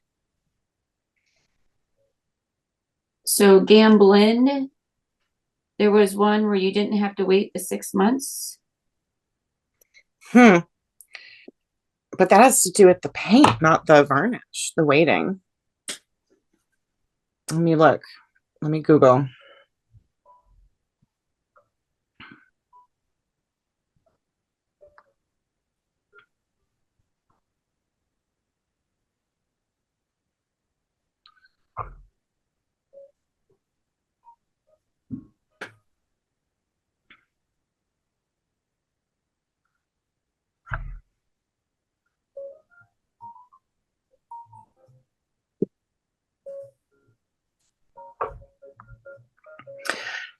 I'm not sure, my love. I mean, I'd have to say, send me a link because I'm just looking at so Gamblin's varnish is called Gamvar, and it says you can only use it when the thickest parts of your painting are dry, which is going to be like maybe if it's a thin glaze sooner than 6 months, but that's the norm. I'm going to say it would only make sense if the type of paint said it dries faster, like it's an alkyd, and so you can varnish sooner. Oh, okay. Do you know what I mean? Like, how could a varnish say you can put it on right away or like soon if it's a seal? And like, so someone reading that could be like, oh, well, I just put this out, all this paint out with a palette knife and it's surface dry, so I'm going to use this product now. Like, Yeah, I'll find it and send you the link.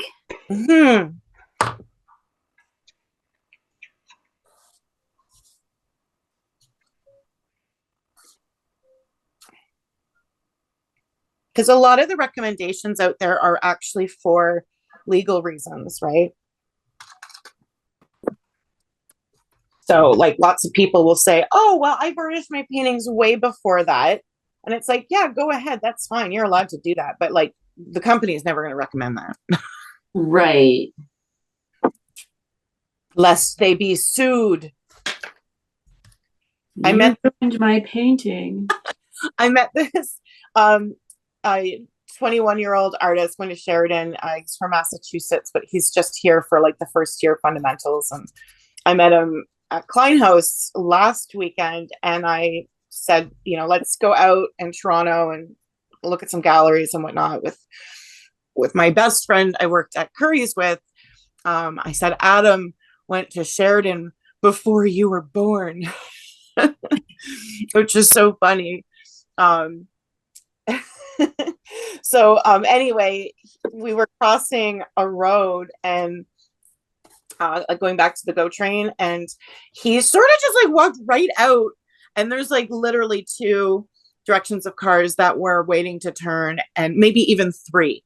And I stopped. I didn't cross the road, and I was like, "Are you crazy?" He goes, "Well, I'm from Massachusetts. It's a Boston thing." and I'm like, "Well, what, dying?" And he's like, "No, the pedestrian always has the right of way, so I would just sue them." And I'm like, "If you make it, like, you have to survive." But it was like a weird conversation. Well, and I mean, you were in Canada, right? I did say Canadians don't tend to sue right off the bat. Like it's not the first thing that. That is, I was shocked when I moved here from Mexico City that people just start walking and cross the streets without making eye contact and making sure that cars have actually stopped. Like, you don't do that. Yeah. Yeah, it's definitely a bit of an arrogance, right? Like, Right. as a pedestrian. I mean, to me, because I've always been a pedestrian. I don't drive at all. I get annoyed when, like, I'll wave a car. I'll be like, "You go," because I'm not in a rush. And they won't. They will wave me and be like, "No, you have to go," because, they are worried about You jumping out in front of them. Right. Yeah. Like, Yeah. they don't trust me as a pedestrian, and I don't blame them, but sometimes I am like, it's okay, go ahead. I seriously feel that so many people are driving without a license or without any proper instruction, because when I was taught to drive, like we did young drivers, like almost Yeah. everybody I know at that time did young drivers, and the rule was like you do not go unless you've made eye contact with the person, like eye contact, not like any waving and like that. But people now are like it's just ridiculous. They think they have the right of way, but you're not going to win the battle with a car if Yeah. you're the pedestrian. Like, just don't do it. I didn't know eye contact was literally a thing. Oh yeah, eye contact, and also looking at the wheel of the other vehicle. Like, is the wheel turning? Is the car slow? Yeah, like all that stuff. It just becomes like second nature. Oh yeah. We live like 15 minutes from Michigan State University, which is where I went and where my youngest is going right now. So, when you're driving on campus, the kids will just walk right out in front of you. And honestly, when I was on campus, I would too. You're young, you're dumb, but also because the pedestrians are supposed to have the right of way, at least, on campus. So, but there's a difference between like me getting out and like making sure they were slowing down and then running across the street. To some of the kids, they just take their sweet old time, and you're like, come on, you serious? Well, that's the thing, right? Like, I don't go out walking going, "Oh, I have the right of way," so I can just be like la la la about it. But the kids on campus do, and that's the annoying part.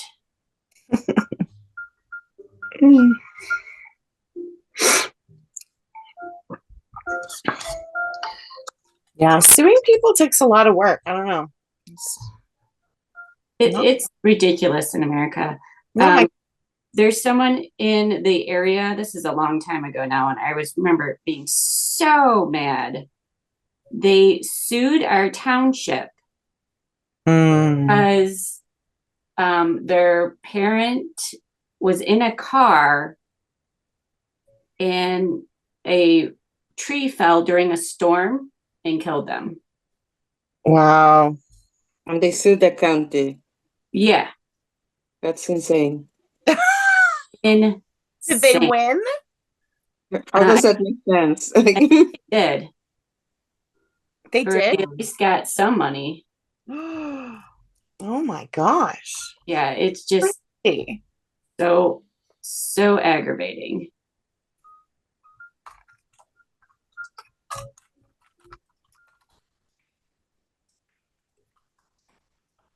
I am really enjoying this alla prima.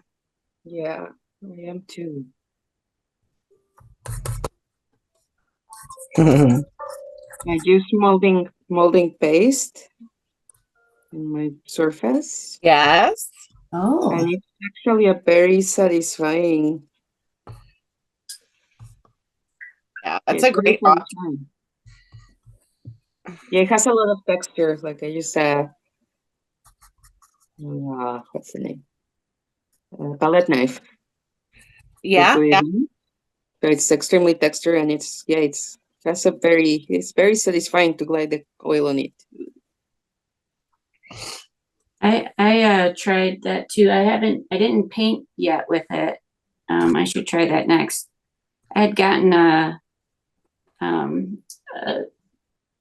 in my stash at some point in time. I had like 4x6 linen canvas boards, the cheaper ones. So that's what I'm trying right now to see if I actually like. How do you like it? Yeah, and I am. I'm enjoying this.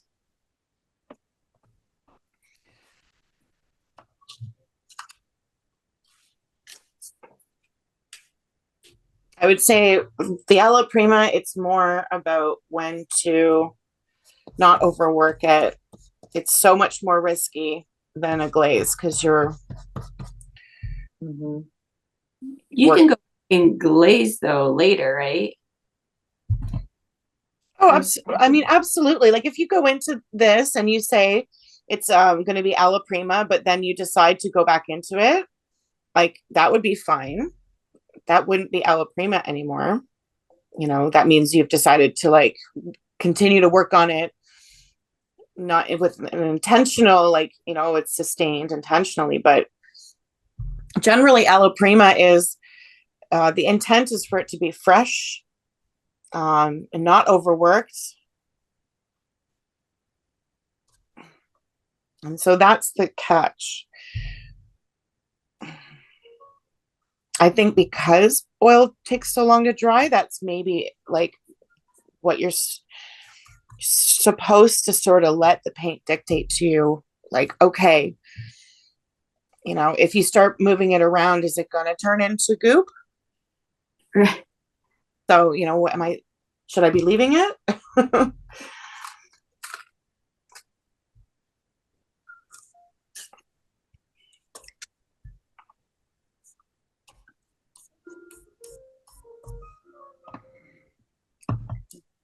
Very satisfying.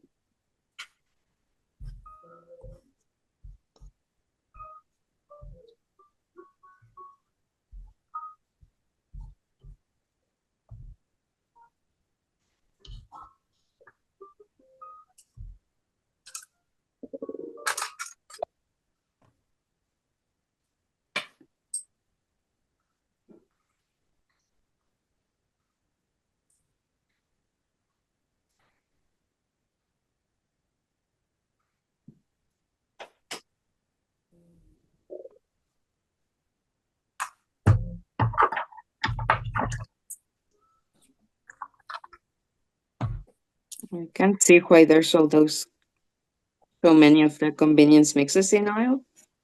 You are using so much paint, and if you're gonna end up mixing a lot of blue and white, then taking out that with you mix to sort of makes sense. Like, um, Well, when I went to look at the paints there, like they had all these like light blue, medium light blue, and you look at the colors, and it's like, well, this is ultramarine with white. Why gotcha. would I buy Right. this? I can't make this. Yeah, so no, it's very probably for efficiency. I guess it depends on the brand. I don't, unless it's a newer thing. Um, But yeah, especially Winton. So that's like Winsor Newton's student. And then they, like, I have to say, at least when I was selling paint, they sell so many of the big tubes because, like, in white, black, burnt umber, because you're just dishing it out. Probably blue and white. White is huge, right? You need so freaking much of it. Yeah. Yeah, I have a couple 200. There's another like Leonardo da Vinci is not popular. I don't know if it's still around, but I have like a tube of that. Here, I'll grab one, show you. Because I think I have to stop. This is getting like messy and it was fun. So I have to say thank you, painting.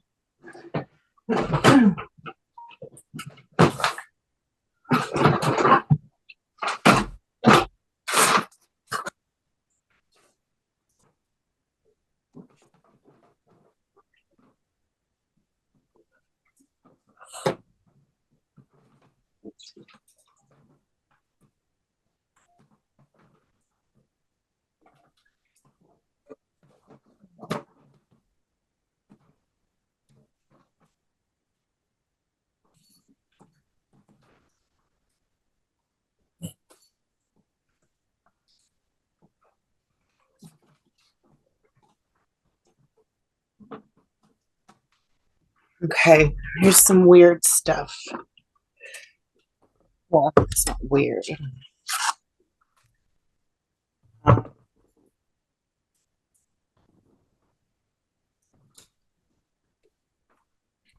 Here's that Holbein Aqua Duo.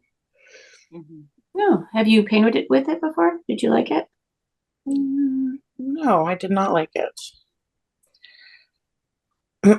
It's basically a water soluble oil, and I thought I would like it because of the mixed media element, like being able to use water. But let's put this out. I mean, I haven't, it's just been a long time since I've used it. I mean, it feels exactly like oil, but I can't remember if I ended up like playing with water and stuff with it. So using it like an oil feels good. Yeah, I mean they feel really super buttery, so they feel good. Not on a slippery surface, I don't like it.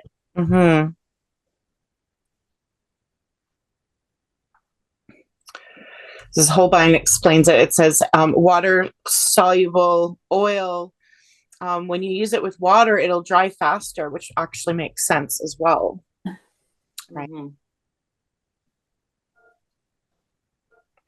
And it says blend and wash up with water or use oil mediums. And I guess so that's preference. Yeah, and so Brenda, you have Artisan. Like I would be doing two little tiny small studies and side to side, one with the oil medium and one with water, so that you can see how it changes the sheen and the feel of it.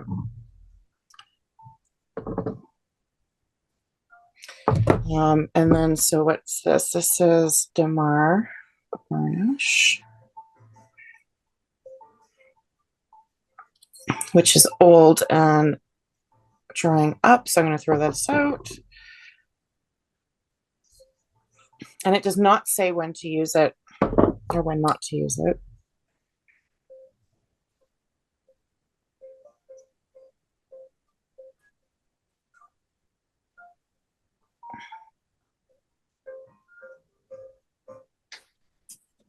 Yeah. Apply when the painting is completely dry. That is very up in the air.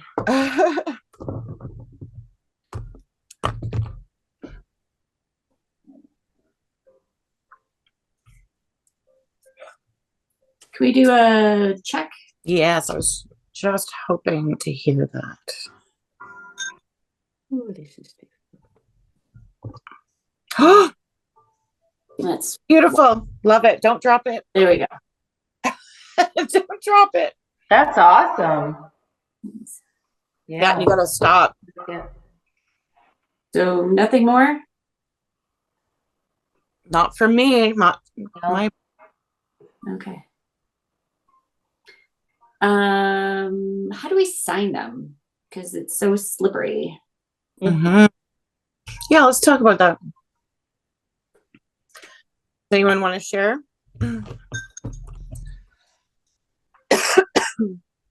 I can. Great. So I didn't do the alla prima because I was having fun with this. Yeah. Mhm. And Ooh.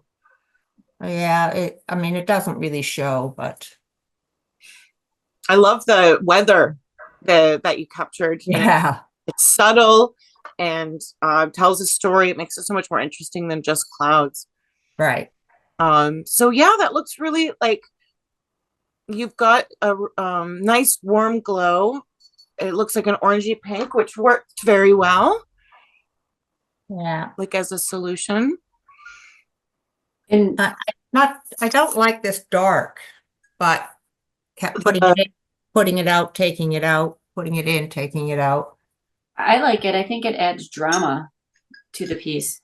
I can't tell the colors, but I can tell that they are clouds, which I love because on mine I can't.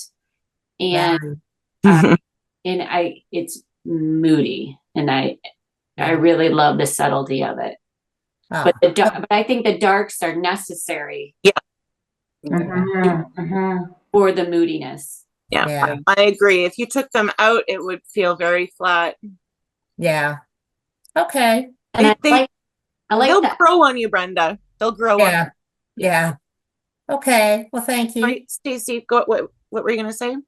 I really like her S curve up in the corner. I don't think mine has that. Mm-hmm. No, Big overall shapes. And it seems Yeah. impressionistic. So like that there was little bits of color here and there and everywhere, which I like too. Because Yeah. that would be like Yeah. adding, a different element style wise, which works really, really well. When you can, Brenda, if you could take a picture on your phone and text me, I'd love to see it with, a little bit more clarity Right. Okay. than the lamp. We need light, but light can really be Yeah. the butt over video. And Yeah. and it's good we still share and try.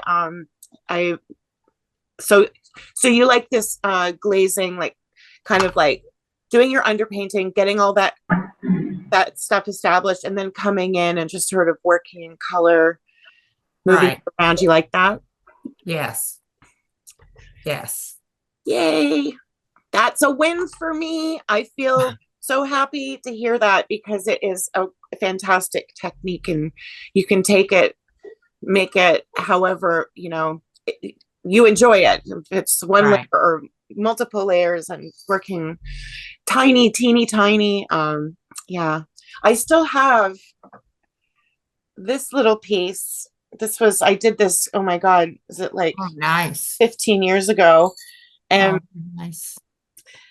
this is the underpainting, and I liked the underpainting so much. I was going to come in and glaze over it, and I was like, actually, I think I'll just leave it. Yeah. It's I think lovely. that as it is, yeah. Yeah, I love it. It's Very nice. small little cutie pieces. Mm. Do you find that they sell better, the small little pieces, because like people can like afford it better? They sell better if you have a booth, like, and people can see them. Okay. If you're selling online and it's a photo of it, I don't think that It makes the impact. no. Yeah, I don't think I told, or maybe I did tell you this story of my brother-in-law's brother is a painter, oil paint, like he taught at Guelph, like he's online, he's got stuff all over, like Ontario, all over the world. And it's Barry McCarthy. And his wife, he taught her how to paint. And their last studio tour for their house, where their studios are, he sold nothing because all of his work was like really big pieces to the public, right? So to Char's point, like, you know, the public's coming in. He sold nothing. She's been painting like, I don't know, 10 years or whatever, but mostly she's a pastel artist mostly. And she sold like a dozen pieces because they're smaller. And he's like, what? But good for her. Like, I was so happy for her. Right. Like we go to a lot of, well, several a year, art festivals. I don't know if you have art festivals where you're at. Airs, yep. Yep. So we have the East Lansing Art Festival, the Ann Arbor Light Festival, and there's more around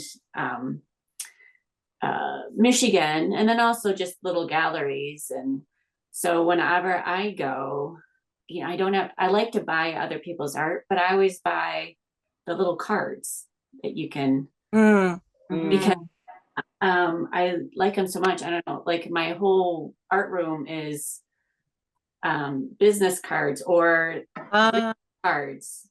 So, because I can just tape them up and on my, I don't have any over here, but they're like all over there. So you can display so much, you know, so many different artists by doing that.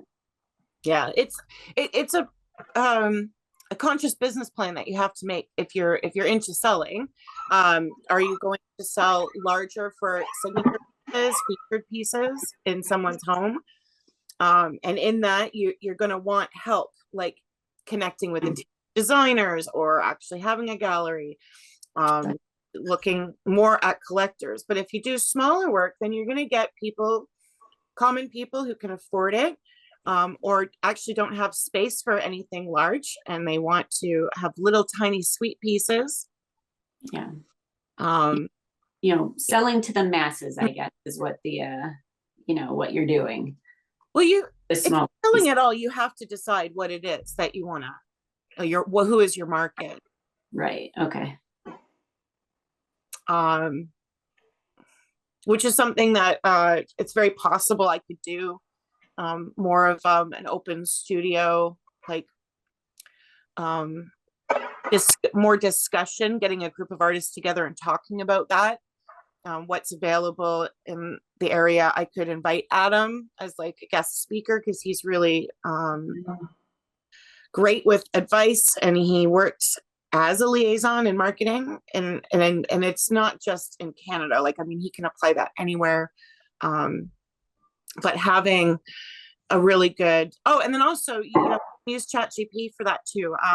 This is another friend of mine recently showed me, if you actually use Gemini, which is part of Google, and you open up a browser and you go to Gemini and you ask it, I would like help to build an artist business plan to sell my paintings. I swear you will get a paragraph. It will give you suggestions. Where are you located? What are you interested in? And then you start refining, asking more questions.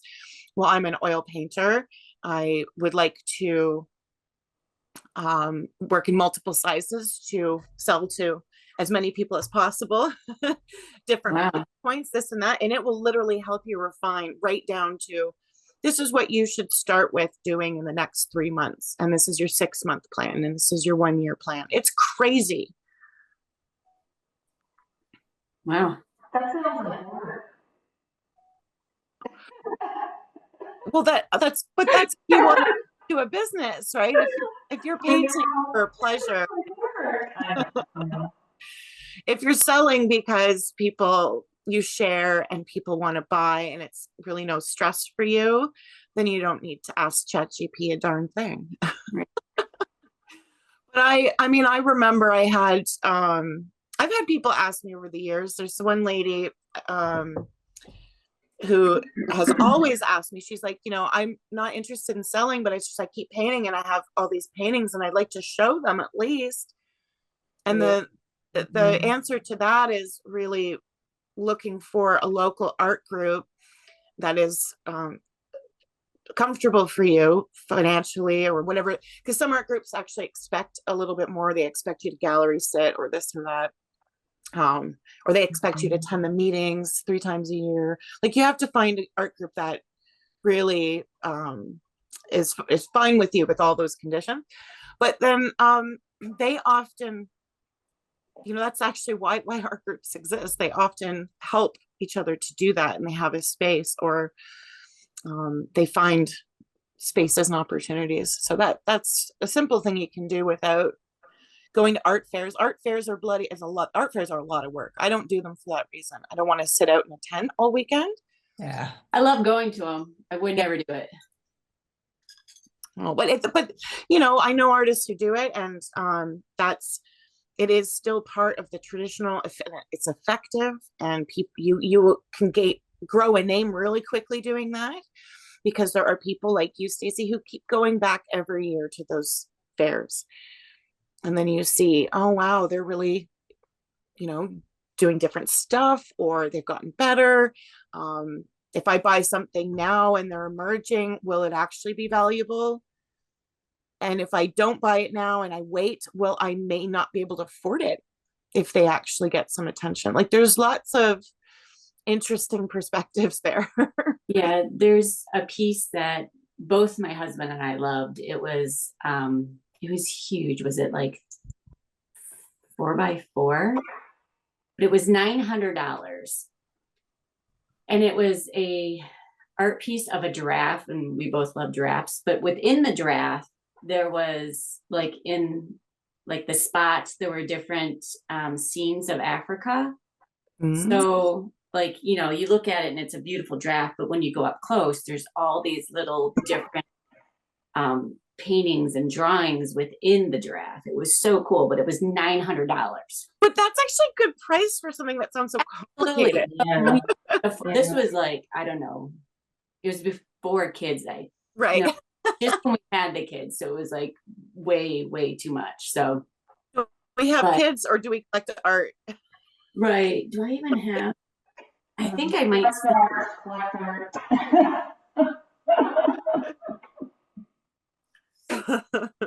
This is what it was. We both loved it. I don't know if you can see that. Oh, okay. But within each, you can see these different colors area. That's Africa drawn in. There's different things drawn in. It was super cool, and it was on handmade paper. And so that's a print. This is a postcard. This is what I like to get. Just little postcards. I hang them all up around, because then I can remember oh yeah, we went to this and we went to that, and I got it here. And yeah, that's smart. But the other thing I was going to say is we have what's called Art Prize in Grand Rapids, Michigan, and the DeVos family hosts it, who I don't like. But so Grand Rapids every year, you can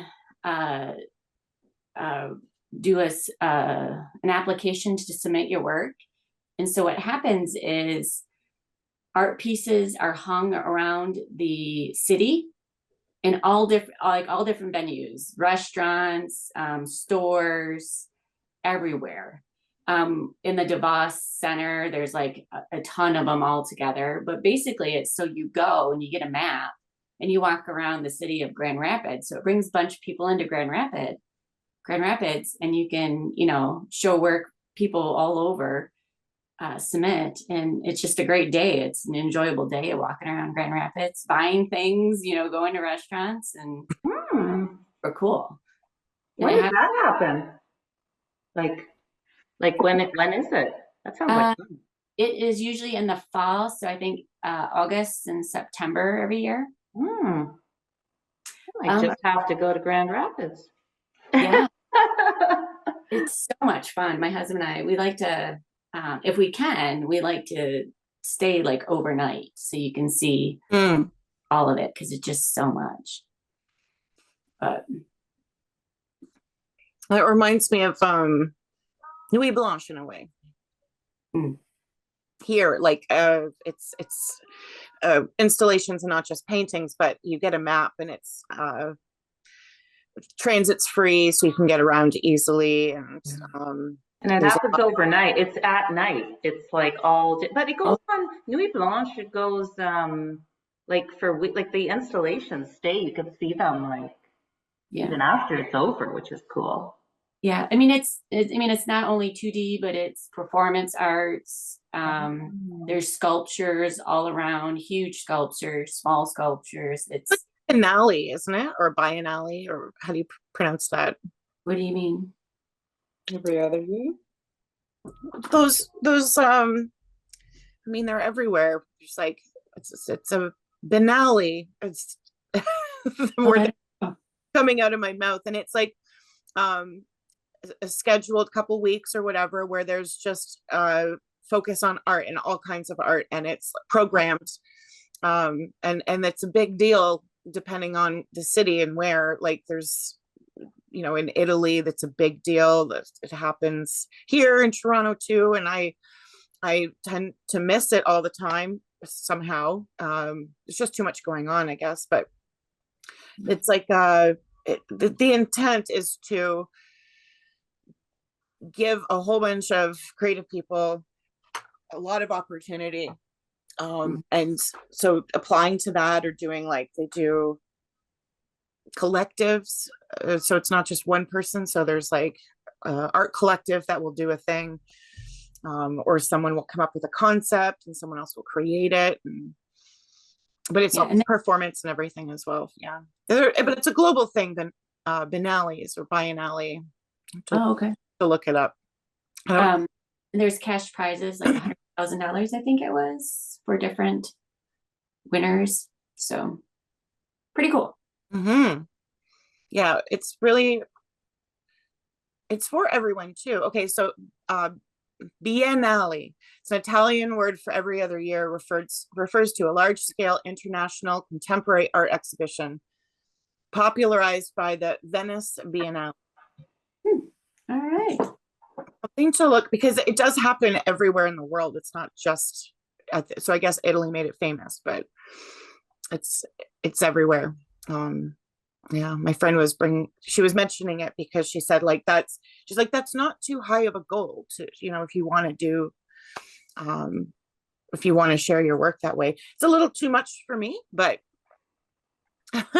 right. Well, this, you just, you know, put in an application and submit your work online, and then they say yay or nay, and then you take it and you hang it up, and then that's it. Like that's all you do. That still work though, Stacy. Well, yeah, some people go and they'll sit with their works, and but you know, the artists are not always there. So, yeah, that's something that I maybe I'll ask at some point. So I'll send out an email and be like, is there interest to have more of just an open dialogue on Zoom with some key speakers, and sharing resources, and for depending on, like, it would be for artists that I know who actually want to sell. Like it's not going to be for anyone who's just having fun. So it would be a little bit more of a business thing. There's so much, by the way, because this is our last session for this, just to say, this is where my mind is at going forward. I have not had to make such a big move in a very long time. The last time I made such a big move, I moved out the same way I'm moving to Kingston to work with TriArt, and I wasn't teaching. That was like, I mean, actually it was with TriArt that I started to teach more. So it wasn't that I had to set up a studio and like an office space. So I'm not sure how long that's going to take me, and I don't want to rush. This is a completely new situation, living with a family in the country, and I'm going to take my time. So I think my goal is to maybe do one set of classes before the summer, but then really focus on the fall. And like in the summer, I have the Cove Retreat, which is already full. And I will be in touch, Brenda and Irene, about that soon. And also Loyalist. So I think that's enough for me. Makes sense. Yeah.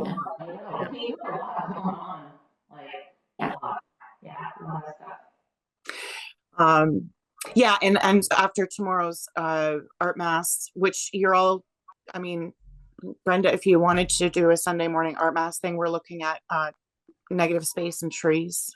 Choose your own medium. I'm happy to. I'll send out the Zoom link if just if you want to. You're welcome to join because it's the last class. That I was thinking about doing an anthropology game, and I still might, but I need to start packing my art stuff. So what you see behind me, where it looks very open, and what I'm looking at right now is chaos, and it's deceiving. And it's making me feel like, if I can just start doing that, then it'll be I'll have something to look forward to when I unpack it. Yeah. So yeah, anyway, just letting you know that. Okay, I heard you. I put bells on the cats now. I gave them collars in case they try and escape in the new place, but they kept me up all night last night. So I think I have to take the bells off.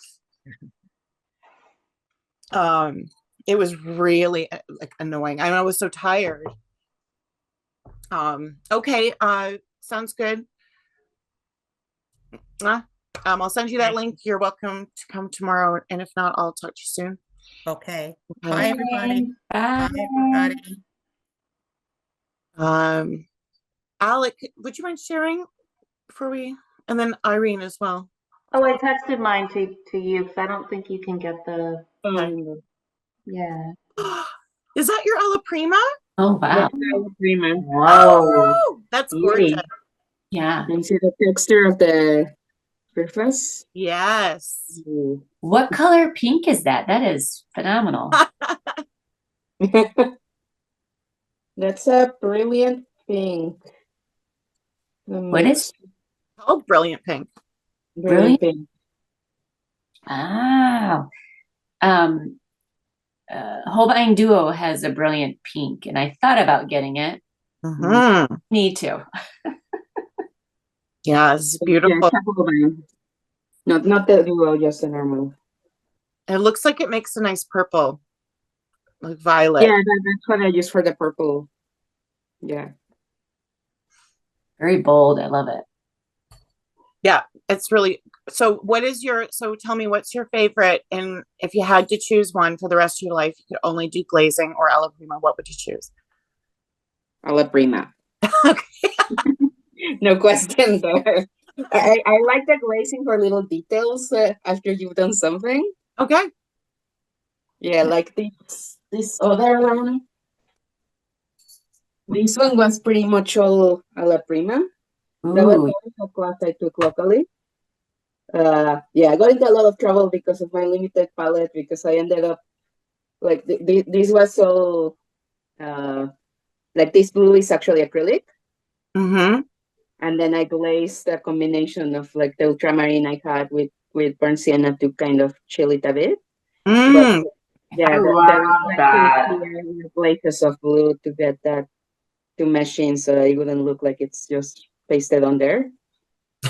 Yeah. That's beautiful. I love that. Yeah. So yeah, Like that was copper. mostly a prima, but then little glazes at the end to just get little things. So I think I like that style of doing. Absolutely. Yeah. I mean, that when you are working in thin layers and you're looking for realism, I think glazing just happens naturally. Mhm. And yeah, so it's nice to see the table, the turquoise table, because you had asked about that. And Yeah, I went to turquoise, but I was like, I only have ultramarine. I can't make it. yeah, it's beautiful. It looks like copper. Yeah. Yeah.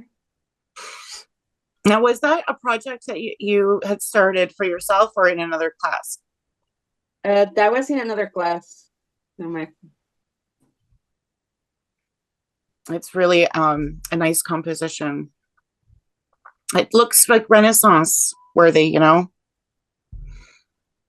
What color is the background? The background, so all the colors here were burnt sienna, black, no, burnt sienna, ultramarine, and red. and then made a black with the ultramarine and the burnt sienna, and then started adding red to it. Really nice. It looks Yeah. like an iron oxide. Yeah. Like as in if you were to buy it in a tube, it would be red iron oxide. Okay. Yeah. Do I have that? No. Yeah, so that was so I do like the little glazes for details, but I very much prefer the alla prima. It's just funner. I'm covered in paint. It I is. don't know why I get always covered in paint. The painting is smaller than I thought when you pulled it away from the camera. I thought it was a lot bigger. No, it's very little. Yeah. Yeah, it was a little thing. Yeah, my husband got me a class in a local place for Christmas. Nice. So that you can go in person. Yeah. So that was nice. That's a good man getting you experiences. My dance shows too. It's so good. Oh, I love it. Irene, do you want to? Oh yeah, so I'll share the screen. Here we go. You said you texted it.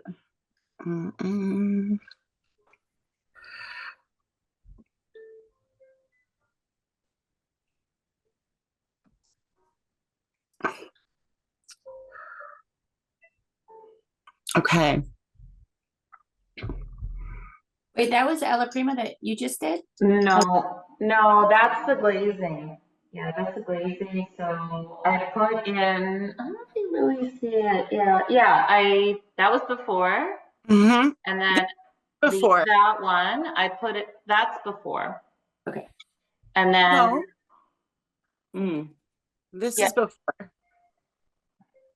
Wait, let's see. And after, because I'm seeing the dark. Oh, yeah. I put more dark. That's right. My bad. And I put in the white. So I tried to move that dark around it. I don't see it on the screen, but I see it. Like it's purple. It's the white where I mixed the white in for the clouds. It brought out a purple because I didn't really like there's still big dark marks there, that kind of heavy stormy clouds, but I wanted to like just lift that value of that dark. It was like too dark. I still might do more. I mean, still go back in, right? Mm-hmm. Yeah. Yeah, but I gotta say, like when you get into semi-opaque glazes on something like that, it might feel chalky. I mean, you can always wipe it off if you don't like it. But let's see. I also think that it'll grow on you just like, see, Brenda's isn't as dark. I'm just sharing because I have the screen share. So it's not as dark as when it looks on camera. Yeah, it looked a lot darker on camera. A lot. Yeah. I'll text her and I'll let her know that this is she didn't overdo the darks at all, that there's a lot of nice colors in there. Yeah, I thought she was worried about overdoing it, but it doesn't look like that to me. Mm-mm. If she saw yours, she could maybe be inspired to go even darker, right? Yeah, it's influenced me, and I probably should have put it away, but the one that I did at Amherst, like I'm looking at it across the room. It's sitting there, and it's that same shape, and it's like, oh, that influenced me. It must have. Yeah. Yeah, it will. Then there's nothing wrong with that, though. I mean, I personally like the intensity, the high contrast, but yeah, glaze away, give it another layer, give it a shot, just to soften it out.